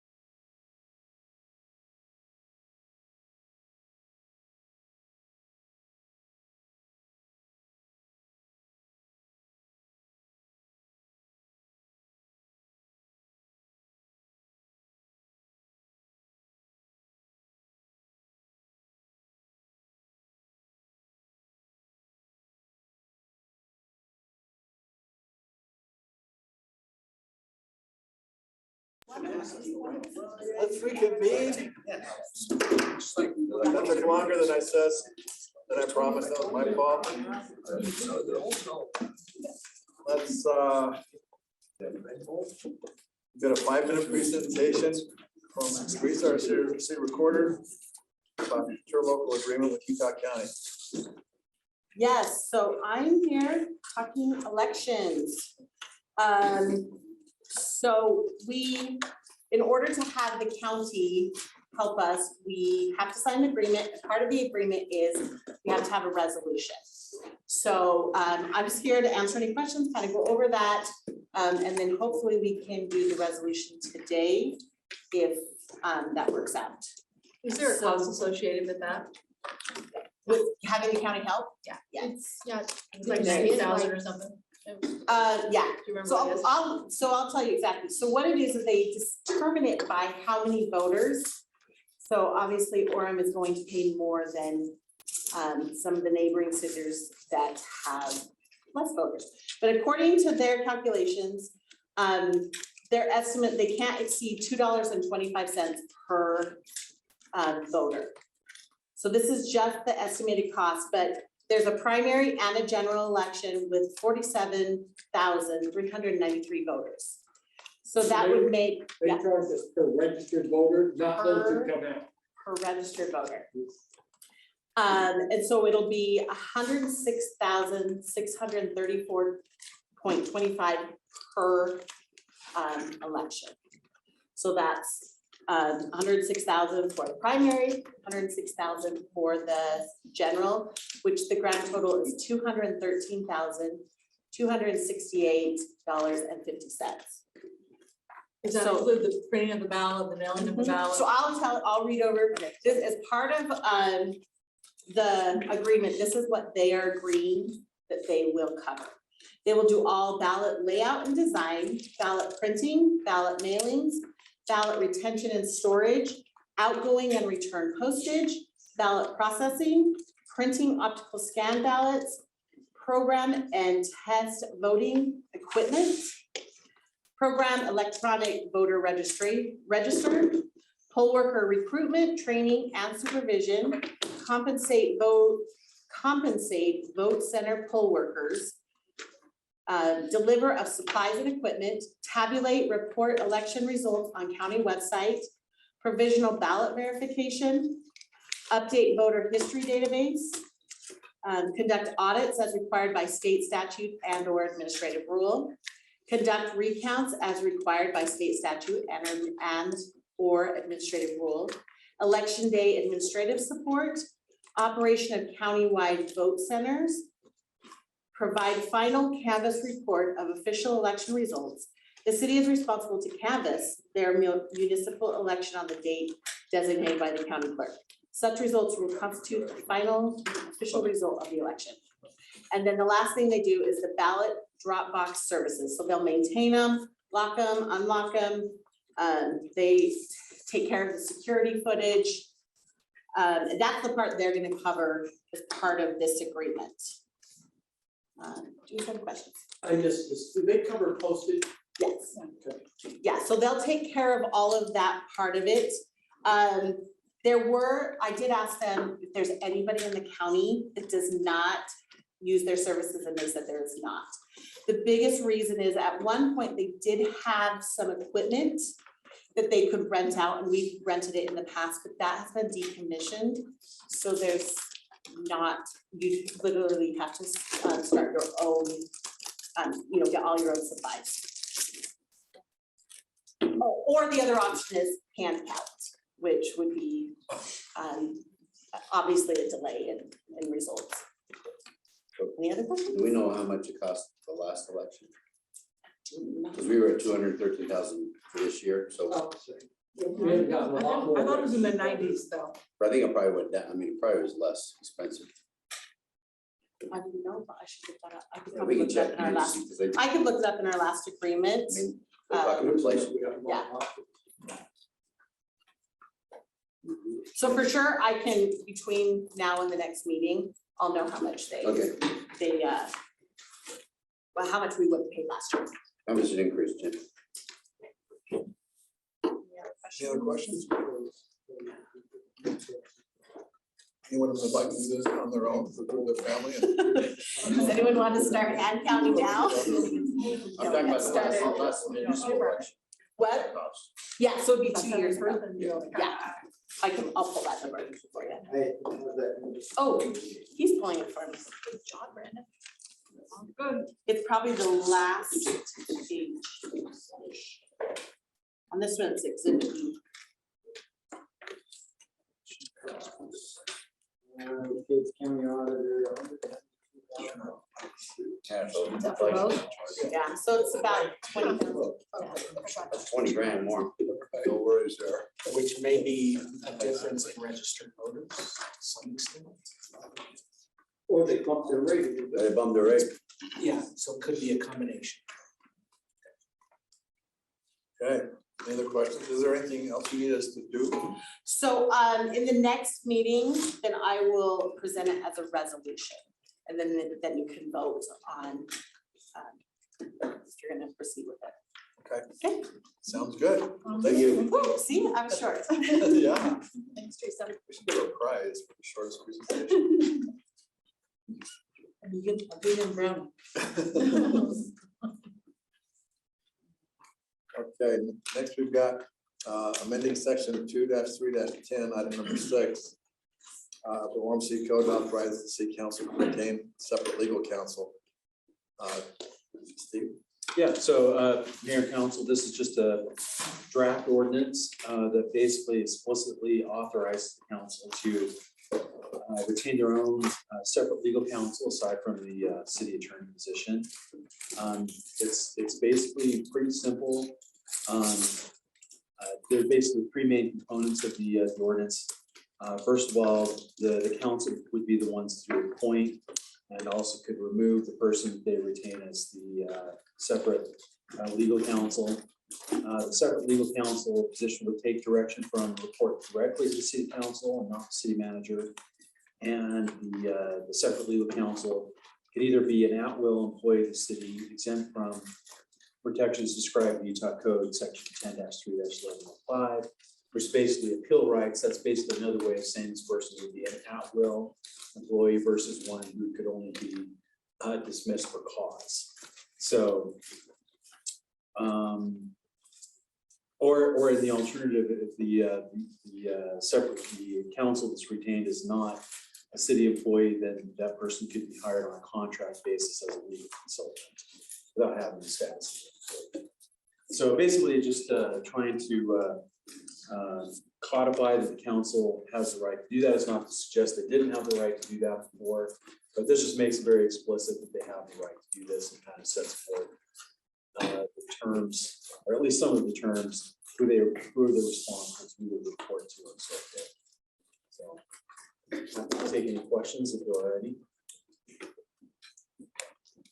Any questions? When would this come to the vote? As soon as you would like to, if you're okay with this draft, then we would anticipate bringing it at the next meeting on May 9th. Any other questions? Okay. Item. The draft was not accurate. Yes. I did. I did this law, so. Yeah, it's in there. And this is just what you said, codifying what we're already able to do. We're not necessarily making any. Yeah, I mean, some people might say, oh, there's nothing in the law that says you could do this, and so it's basically to make it official, and make it, like I said, codify it, make it explicit that you have the right to do that. So there could just be no question you have the right to do it. Okay, perfect. Any other questions? Okay. Okay, thank you, Steve.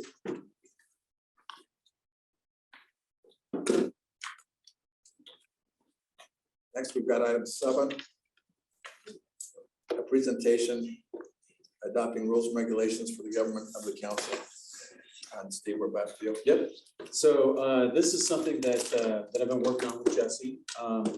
And this basically, I think this primarily sort of codifies what our normal practice is, not codified, but it adopts a policy. formal policy regarding this. Basically has to do with administrative decisions and directions that, you know, historically, we do this all the time. I mean, you might have 4 members of the council, or majority of the council saying, we'd like to put this item on the agenda, or we'd like you to, you know, do this administrative task, or look into this or that particular thing. Just so that, you know, in terms of giving staff guidance, also could apply in terms of, you know, maybe the council wants to hire a public relations firm or something like that to make statements on behalf of the city council. So this just basically says that these kinds of administrative decisions of the council can be given based on a majority vote of the entire city council. So again, it's really something we've just kind of always done, but again, just sort of formalizing it and making it, putting it in written form. Yeah, I mean, that's a good point. It's a consensus, it's not a formal vote. So you're not voting on things, but sometimes you will just give, like I said, administrative direction on something you might want staff to do on your behalf or look into, or that sort of thing. That's your 2.4 on here, right, with consensus and majority? So a consensus is a majority. So yeah, they're sort of interchangeable terms. Yeah. So just a couple examples of other things they could do. They could enter into a professional agreements. That kind of the example I gave you was with, for example, public relations firm. The council could enter into an agreement to do PR on the council's behalf. And to your point, Stephen, we've always been able to do this. This is just saying, right. Oh, yeah. Right, and it just kind of codifies, or again, clarifies by procedure so that everybody knows how these kind of administrative directions can be given, and what the standard is. So, and then the last item that's specifically listed here is publishing a statement on behalf of the city council. So, you know, if the council, you voted on some major thing in a regular meeting and you want to put out a statement about what you did or why you did it, then, you know, 4 members of the council, majority of the council, or maybe it's all of the council, those who voted in favor of that particular item can then put out a statement to express whatever thoughts you have on the issue. So you're saying if something passes. Yeah. And the council wants to make a statement on it. Yeah. You'd have to have 4 people that So agree you that have- this yeah. is our statement. Yeah, and you might have a 7-0 vote, for example, where everybody votes in favor, and then in that case, the entire council would have the opportunity to participate in putting out that statement. But if, on the other hand, it was a 4-3 vote, those who voted in the affirmative to pass the item would be the ones who would have the opportunity to make a statement on behalf of the council. So, but in contrast, for example, you wouldn't have only 2 members of the council or 1 member of the council, that they would not be authorized to put out a statement that represents or is on behalf of the council. We'd have to have a consensus to put out a statement that represents the position of the council. May I make a point of clarification? One city council, I won't name the city, did something similar to this, but it made it unethical for a person that voted in the minority to make a statement, which I felt was fascist in nature. Obviously, anybody on the council can make a statement, even if they're in the minority. And so we clarified that as policies that this doesn't prohibit a person that's in the minority from making a statement of why they may have voted in the minority. So we're not trying to take away anybody's right to speak here. It's just the right of the majority should be by those that voted in the majority statement. You're the one where your council, if you have a majority, then that majority can represent what the council, how they want to characterize this. An individual could do it, that also, but they would be doing it on their own as their personal opinion, right? Correct. Okay. It wouldn't be on our Facebook page, it would just be the majority. Yeah, I think that's the Website. Yeah. But it doesn't even prohibit a majority member from saying, I agree with the majority statement, but this is another reason I voted for it. We see that in a lot of legal opinions where you'll have the opinion of the court, but you'll have a concurring opinion that goes further than the opinion of the court. And the judge may say, well, I voted for the opinion of the court, but I also voted for it for this reason. It's not binding precedent, but the justice wants to let you know why so they will file a concurring opinion or a dissenting opinion where they get to say, I think the majority is wrong and this is why. So we're not trying to prohibit any council person from making any statement whatsoever regarding the issue. Minority person make a statement on, you mentioned the city Facebook page as an individual, not as a council member. Or as a council member, just with a different team. Oh, could you do that? I mean, if you've got the count. As a comment, you mean, or Because you're post? doing it. This is a comment, I mean, could someone in the minority make a comment on a city thing, say this is, so if the council, if there was a statement that was made, the council agrees with it, but if someone in the minority disagrees with that, could they then go on that same post and say, yes, this was the decision of the council, but I disagree with that, and here's why.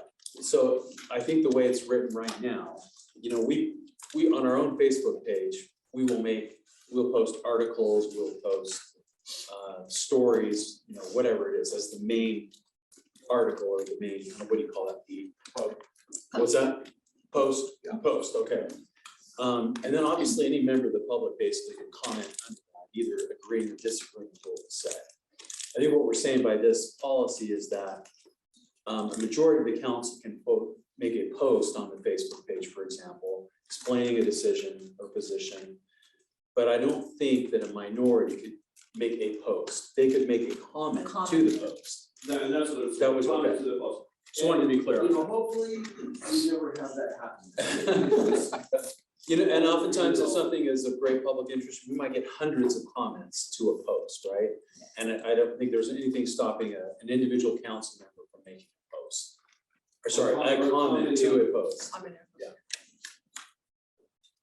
Salt Lake has some terribly detailed policies regarding what the city council members can and can't do. We really just didn't want to go there.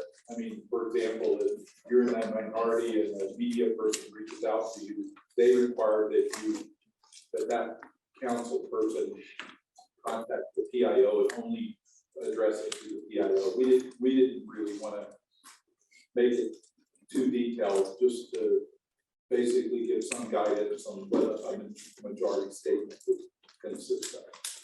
But I don't think any person anybody I think make a post on your Facebook page, whether you're a city council member in a minority or whether you're a resident, so there's no prohibition.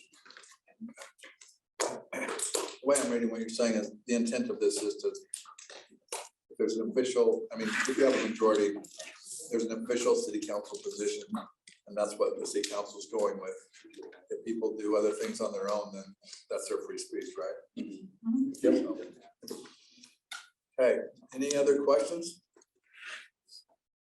All right, we'll keep going. So if the council's okay with this, we'll plan to bring both these items to you on the May 9th meeting also for discussion of both. That'd be great. Thank you. May 19th. May 9th. May 9th. Yep. Thank you, Steve. We'll run through the rest of this agenda. Do we have? Okay, Tom, are you going to do a report? Oh, it says it there. Yeah, I'll do a quick report. Thank you, Mayor. I get to work with the Memorial Day and the Veterans Day program, which is done largely, I think, now by Peter and Tess. Grateful for the people who are on that committee are 100% committed. It's really, they're very committed. Veterans who want to see good things happening, and grateful for the speaker that got arranged for Memorial Day. I also work with the Youth Council, but Stephen, I don't know that we've done a lot lately with that. The legal firm's legal side typically headed that up. Maybe you could speak to that. Yeah, we actually had an activity, you wanna know what we've been doing with youth? Yeah, council? I haven't been invited to the last. Oh, I'm sorry, I thought we should have been inviting you to these things, but we had our last activity about a month and a half ago, we basically did a mock trial. Oh, cool. So we had, one of the kids act as a defense attorney and a couple as like an officer who made an Corrupting a arrest, very young, aren't you? witnesses and then jurors, and so, yeah. It was pretty realistic, it was good. And then I'm on the community outreach for the Orem Community Hospital. And they're active participants in so many things we do here at Orem, but particularly allowing us, doing their grow boxes out front and allowing us to use their facilities and of course contributing to chunk of land, so. Harvest Festival. Harvest Fest, yeah. A little horse that comes out. Little dog. Sebastian.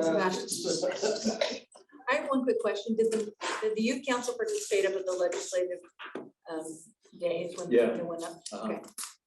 Yeah, we had 8 or 9. So, How many are on your council? we started the year off, I think, with about 30, Yeah, but and then the numbers dwindled steadily over the course of the year. So, that's pretty typical, it's always been that way. Yes, there's your report. Okay, all right, thank you.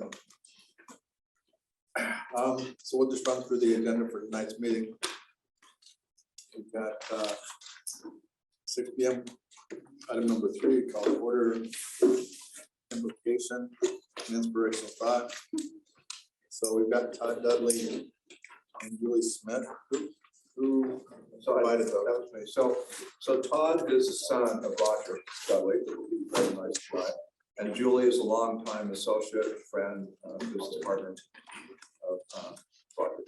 And they're sitting over here, so.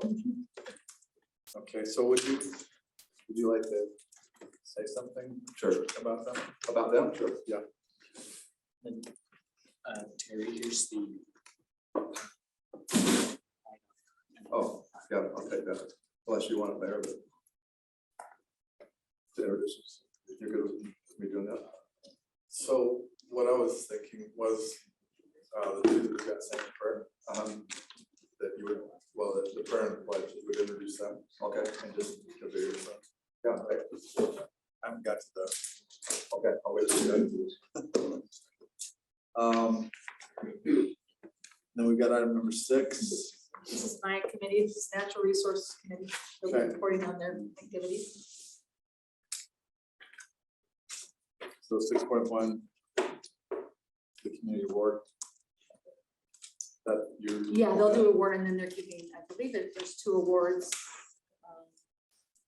Gentleman and Wilkerson Farms. Brian, is Matt Taylor ready to do that? Yeah, he'll be yours. Did we get them an actual award, you know? Did we give Okay, them so. a plaque? So we've Yes, got okay. item number 6. So we got NRSC annual report, community awards. So is that what you're talking about? there? Yeah, that's Natural Resources. Is Matt gonna present that, or is he? I know that they have slides and I'm not sure who will be presenting. There's been a lot of talk from, maybe Quinn, he's the president. Okay, so Do you know if Matt's gonna talk or Quinn?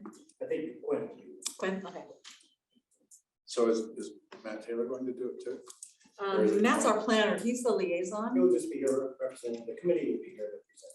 So who should I call up? Would it be Matt or Quinn? Just the committee. Part of the committee. Just in general, so the natural resources. Stewardship. And those that come can introduce themselves. Okay, so we'll just call the committee up. They can come up and introduce themselves.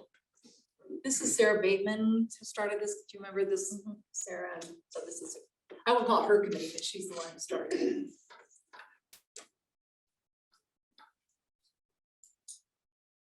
He has natural resource. Stewardship. Committee. Okay. And then next we would have Chief Sanderson. I'm gonna be really quick. I'm just going to introduce International Firefighter Day. And then with your permission, I just want to bring up the crew that's here to have a photograph with you and the council. Okay. For give us something to post in support of International Firefighter sounds perfect. So I'll call you up. Great. And then we've got the Walter C. Orem Award for Roger Dudley. And so Terry, do you know Roger the best? I don't know. You don't know as well. Okay, so we've got on here that you were gonna present that award. Yeah, I'm happy to do that. Okay, so we'll basically just go through these 3 awards. Yeah, and then I'll just invite whoever to speak that's working with that. And then we've got item number 7, personal appearances. Everybody knows about that. Item number 8, consent items, which the only thing on there is approve the meeting minutes. And we got item number 9, a resolution authorizing the execution of interlocal agreement between the city of Orem and Utah County municipal elections. Is that tonight then, or did Teresa just went through? So we'll do that tonight. Are you kidding? I'm not kidding. So I'll just invite you up to take us through that. And then 9.2, we've got an ordinance amending the city council meeting schedule for 2023. Turn it over to Steve. Communication items. City manager information items. Just a couple of things. We have Arbor Day cupcakes for you, Tyus. And then we're gonna be, as we exit from here, we're gonna set up this room so that the Roger Dudley family can essentially have a little reception. Okay, so I'll turn that time to you. Is that okay? Just invite them to come back. Have to show ID. Dudley, you're in. All right, we'll adjourn. We'll do this and then. So I'll read the final. I'll say the mayor.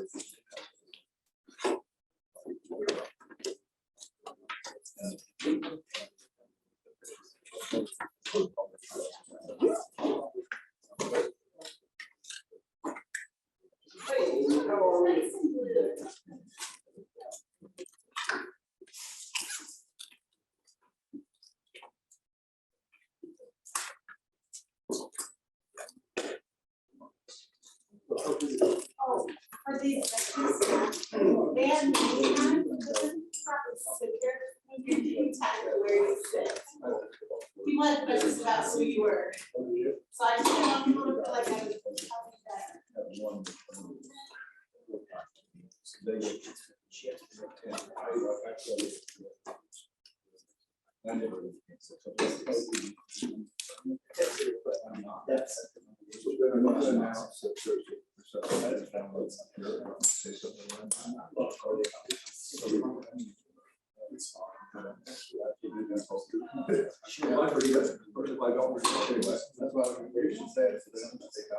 Oh, yes, okay, because I need some of that. Okay. If the city council has to be represented on this.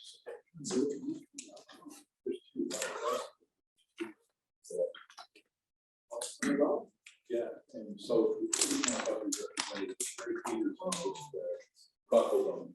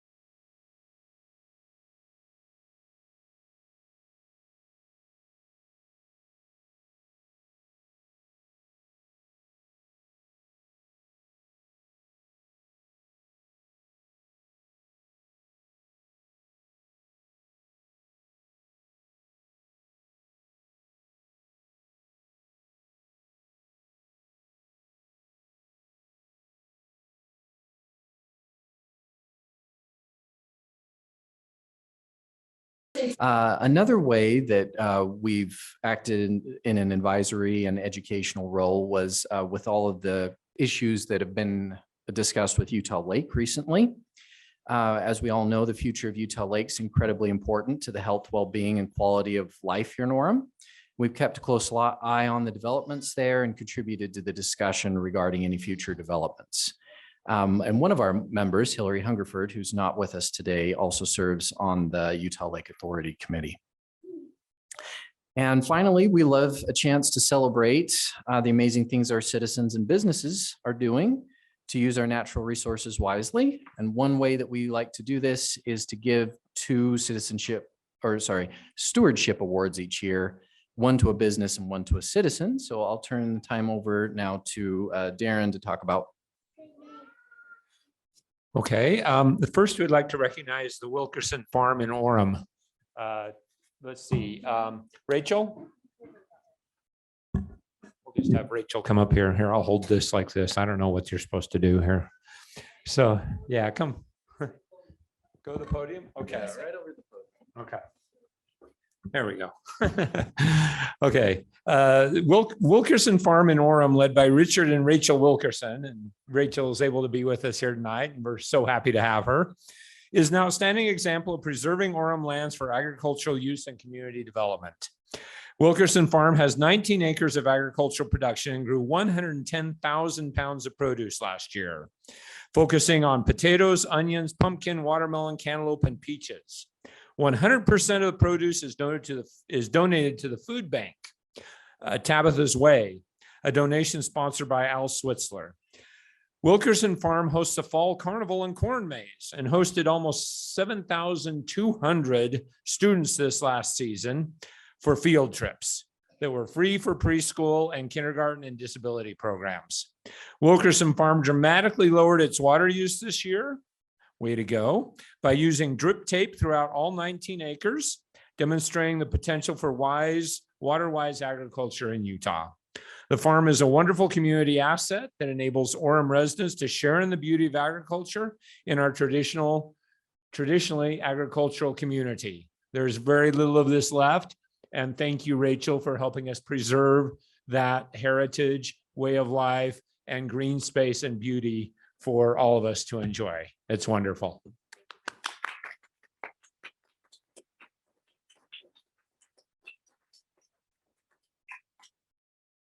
Take a picture now, or the other people afterward?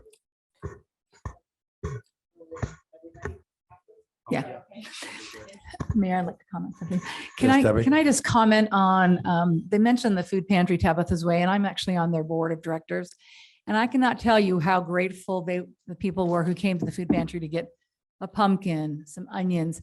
Fresh produce is expensive, and they were well appreciated. Also, my own family, we love to go to their fall festival, ride their rides, buy a little gourd or whatever we get. So it's a great family. It fits right in with our family City USA.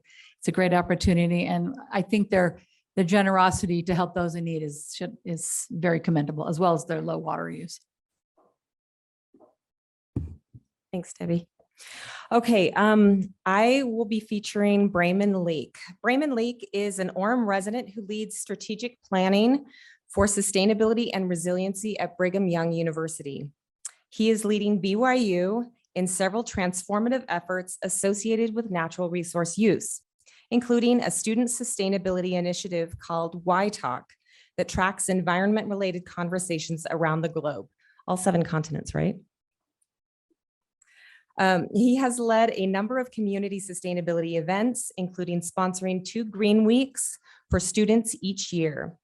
At BYU, he is working to increase the use of renewable energy, sourcing local foods, installing charging stations for electric vehicles, and tracking all courses and course learning outcomes associated with the sustainable use of natural resources.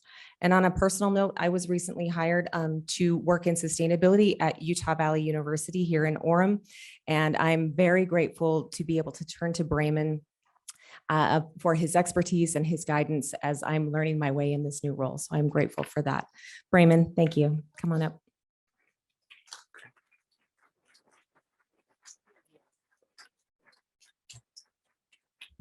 And Rachel, if we could come up and if we could have a group picture with everybody, thank you. Yeah, let's go down there and take a picture.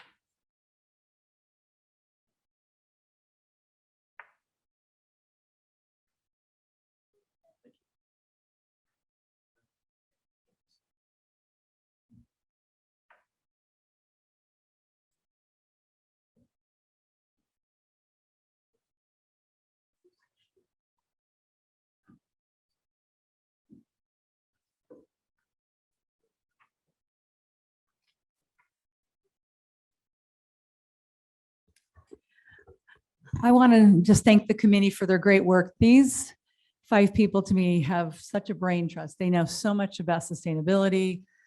I've been impressed with the level of professionalism and the great qualities that they have weighed in on for our city. So I appreciate their great work. Poor Sarah, how many years did you start the committee? So 7 years ago, she came to the city and she was an amazing recycler, and I'll never forget her low recyclability. I've tried to be a good recycler myself, but thank you so much for the great expertise, and they have a passion for this, and they really have weighed in on many issues and will continue to do so. So thank you so much. Thank you. Next, we'd like to have Chief Sanderson come up. Mayor and Council, thank you for this opportunity. Members in the audience, my name is Mark Sanderson. I'm the fire chief, and it's my opportunity tonight to actually introduce International Firefighter Day. And before I get into just the basics of what that is, I just want to take this opportunity to let you all know how grateful I am and honored to be the leader of this group. I truly believe that we have the very best firefighters in the business. And so with that, International Firefighter Day is observed on May 4th. It was first instituted in 1999 following the death of 5 firefighters in a tragic brush fire in Australia. May 4th was chosen as the date of recognition because that is Saint Florian Day, who is said to be the patron saint of firefighters and was known as one of the first commanding firefighters of a Roman battalion that saved many lives during his tenure. Although International Firefighter Day commemorates those who have died in the line of duty, the day also recognizes lifetime service given both by firefighters and those who support fire emergency services. And so although there are many different ways to celebrate firefighters on this day, the most important would be to just show your appreciation for their service, the risks, and the sacrifice with a simple thank you. We will be providing a lunch for our firefighters and their family members on May 4th, along with providing them a small gift as a token of our appreciation. And I'll make sure that you all receive an invite in the morning. And if your schedules will allow, then we ask that you join us on that day next week.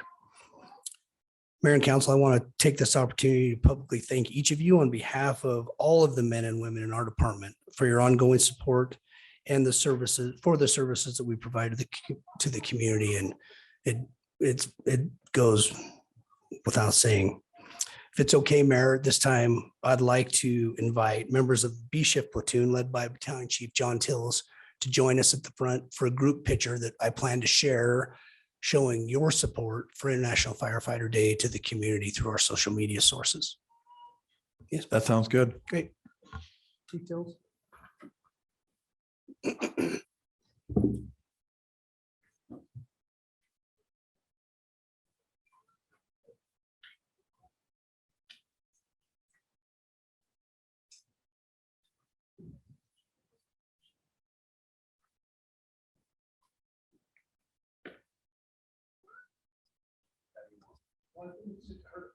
That's right. Just squeeze in and make it.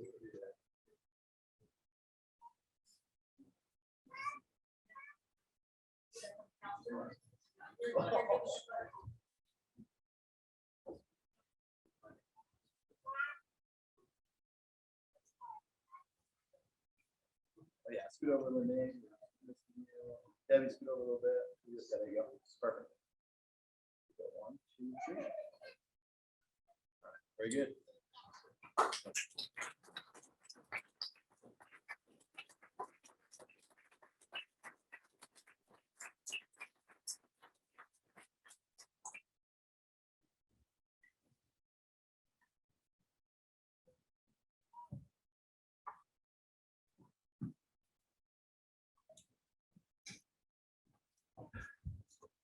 Like I said, we are doing several awards tonight. Our last award is the Walter C. Orem Award. And to present that, I've asked Terry Peterson to take care of that. So this is exciting. It's been said, and it's probably true, Roger Dudley has probably been to more planning commission meetings and city council meetings in this city than anybody else.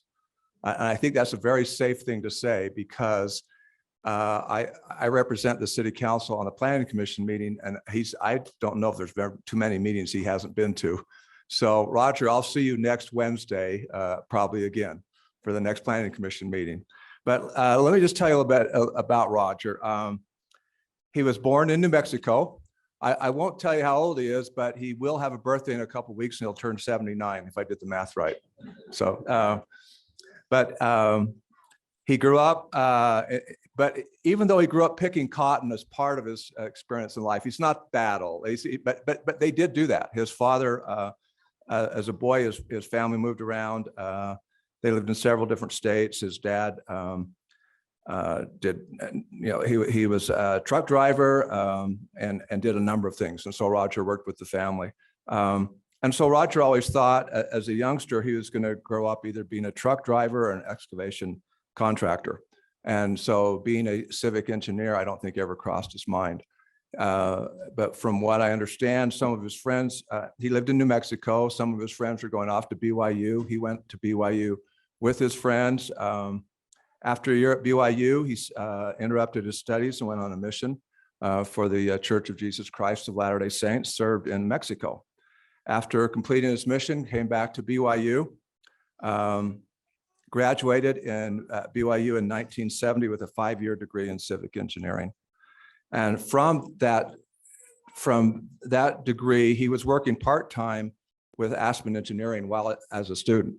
And right after graduating, then went out on his own, formed his own company in 1975. If I'm getting my dates wrong, Roger, just shake your head no. But and which was Dudley and Associates. Most of the people in Orem, either you, your family members, or grandparents, Roger Dudley has touched your lives in some way, whether he surveyed the subdivision you live in, whether he did work with your companies.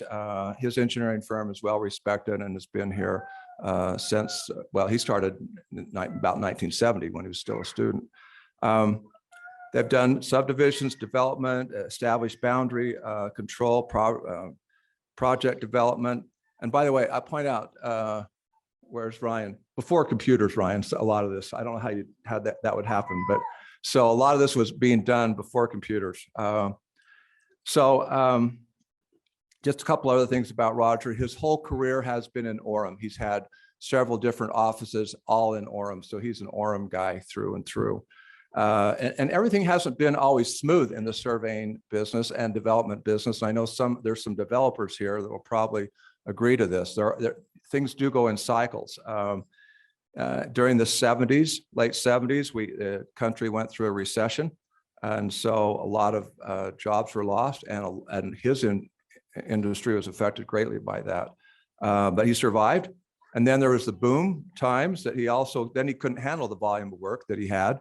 And then of course we had 2008, another recession, which was pretty tough in the development business. Even 2020 with COVID impacted a lot of things that were going on in his world. But through all this, Roger has been a mainstay in our city. We appreciate him. And I need to mention probably the most important part of Roger is Susie. But we'll have them both come up here in just a minute. So we appreciate you. The Walter C. Orem Award is the greatest award we give to a citizen in the city of Orem. And Could we just have everyone who's here as a friend or family of Rogers, please stand? Terry, I think this is the most we've ever had out for this award. Congratulations. So thank you. Thank you very much. That's a pretty strong message. So on behalf of the city council and mayor, and the mayor's going to present you an award. In fact, Roger, if you and your wife could come up, the mayor's got a plaque that he wants to present to you. Can you pass it on?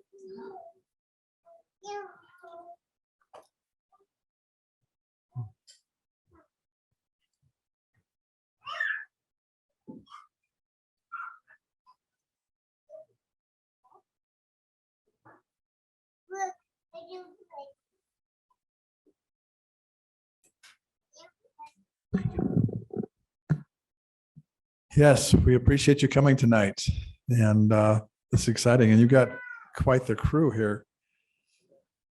That is a lot of mouths to feed. But we just, this is Orem's biggest award, and only a few people get this, and you were highly recommended, and it sounds like you've lived an amazing life. I actually lived in New Mexico for a while too.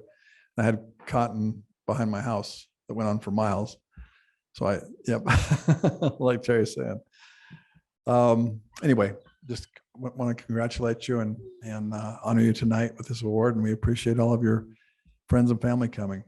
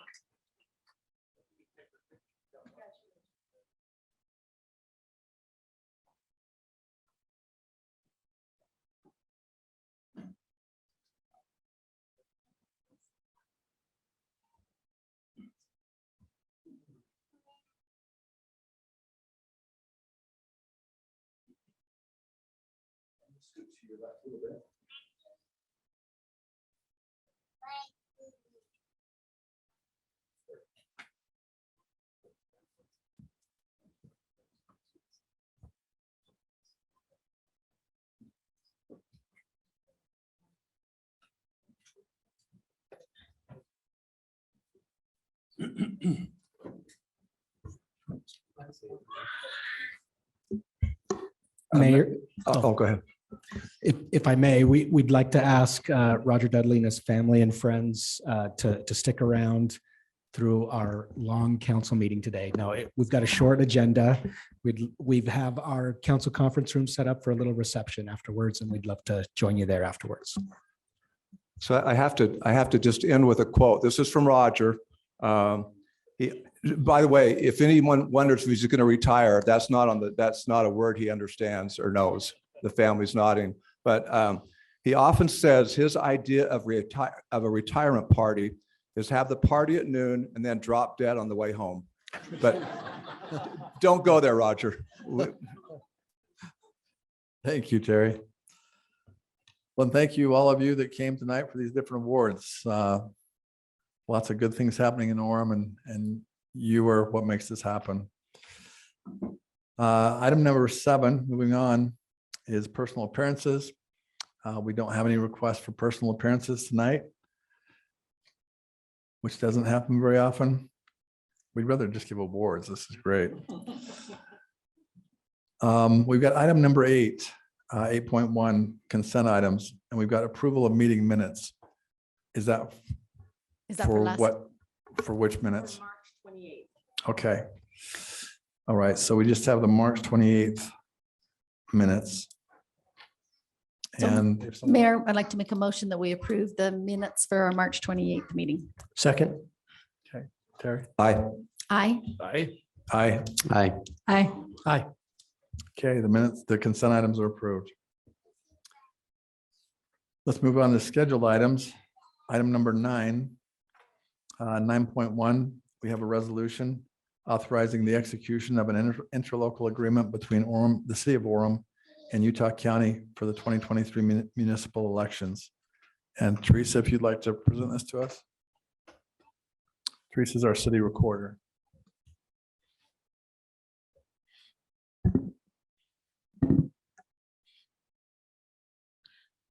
All right, so as part of the agreement to sign with the Utah County for Election Services, we need a resolution passed by City Council that will allow our mayor to enter into this election agreement. And there's various services that they're going to provide for us. The ballot layout, the printing of it, the mailing of it, the postage. They're also going to process all those ballots. They will also print the optical scans. They're going to program and test the equipment they're going to use. They're going to recruit, train, and supervise all poll workers. They will also take care of paying the poll workers for their work. They will deliver the supplies, the equipment needed. They will tabulate, report the election results. They will do the provisional ballot verification. They will update the voter history database. They will conduct all audits or recounts that are required by the state statute. They will be available for election day administrative support. And then they will do the operations of countywide voter centers. So they'll be letting us know where those centers will be, but there will be a physical location for our voters to vote if they choose so. And they will also be taking care of the ballot drop box services, the maintaining them, the unlocking and locking of them, the collecting the ballots, and also maintaining the security footage that is directed towards those ballot boxes. And so the proposal for both the primary and the general election, the estimated cost is $213,268.50. And that covers both those elections, and it's decided by how many actual voters you have registered. And the city of Orem has 47,393 voters registered. And so I just present this to you for your vote. Unless you Mayor, have if I may. questions. Yes, questions? Thank you. In the unlikely event we don't have a primary, do we cut that amount in half? If you do not have a primary, they won't charge you for the primary. Yes. And you would have to have more than 6 candidates. Thank you. Any other questions? I'm curious about the 50 cents, where that came from on the bill. I'll cover it, I'm just Mayor. kidding. I'll cover it. Okay. You cover the rest, I'll cover the 50 estimating cents. this right down to the penny for you. Okay. I move that we, are you ready for a movement? A Just resolution? unless I'm there's sorry. any I'm other sorry. I didn't mean to questions. cut anyone off. We have any other questions? I move that we authorize the city council approve the authorization of the execution of an interlocal agreement between the city of Orem and Utah County for the 2023 municipal elections. Second. Second. Aye. Aye. Aye. Aye. Aye. Aye. Aye. Resolution passes. Thank you, Teresa. Moving on to item 9.2. This is another ordinance amending the city council's meeting agenda for 2023. Steve, if you'd like to. Yeah, present that. Mayor and City Council, as you just mentioned, this is a proposed ordinance to update and amend the city council meeting schedule for 2023. You previously approved a meeting schedule back in December of 2022. We have a little modification we wanted to make to that schedule. Essentially wanted to add a city council meeting for May 16th and eliminate the previously scheduled meeting for May 23rd. So this ordinance would make those changes, and that's essentially the only change to the meeting schedule that was previously approved. Okay, thank you. Any questions about that? Okay, let's move to a vote. Well, first, I'll move that we amend the city council meeting schedule for 2023 as identified by Mr. Earl. I'll second.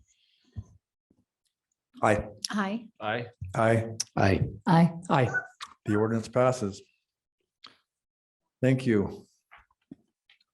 We are having a very quick meeting tonight. You guys are extremely lucky. We're having a short meeting and dessert. Doesn't get any better than that. Bren, your item number 11, city manager information items. Yes, just one little thing. We've got a memento here for you and a cupcake. I believe this is all edible to commemorate our Arbor Day celebration that we had earlier this afternoon. This actually marks the 30th year that the city has achieved and received the Tree City USA designation. And Mayor, I think we had 4 or 5 times the amount of attendance to our event. That's than we right. did in previous years. Now, Come it next doesn't year. take a lot to triple 3 people, but we did it anyway. But anyway, we're proud of the accomplishment, and so we got this little memento for you. Other than that, like I said, we've got the council conference room set up for our reception with the Dudley family and friends. Okay, thank you. So Mayor, I believe that was, I think, Julie Smith and company that did these refreshments, just so the family knows. Anyway. Thank you. I think we've covered everything tonight. Would someone like to make a motion to adjourn? I'll make a motion to adjourn. Second. Aye. Aye. Aye. Aye. Aye. Aye. Aye. We adjourn. Thank you for coming. We appreciate it.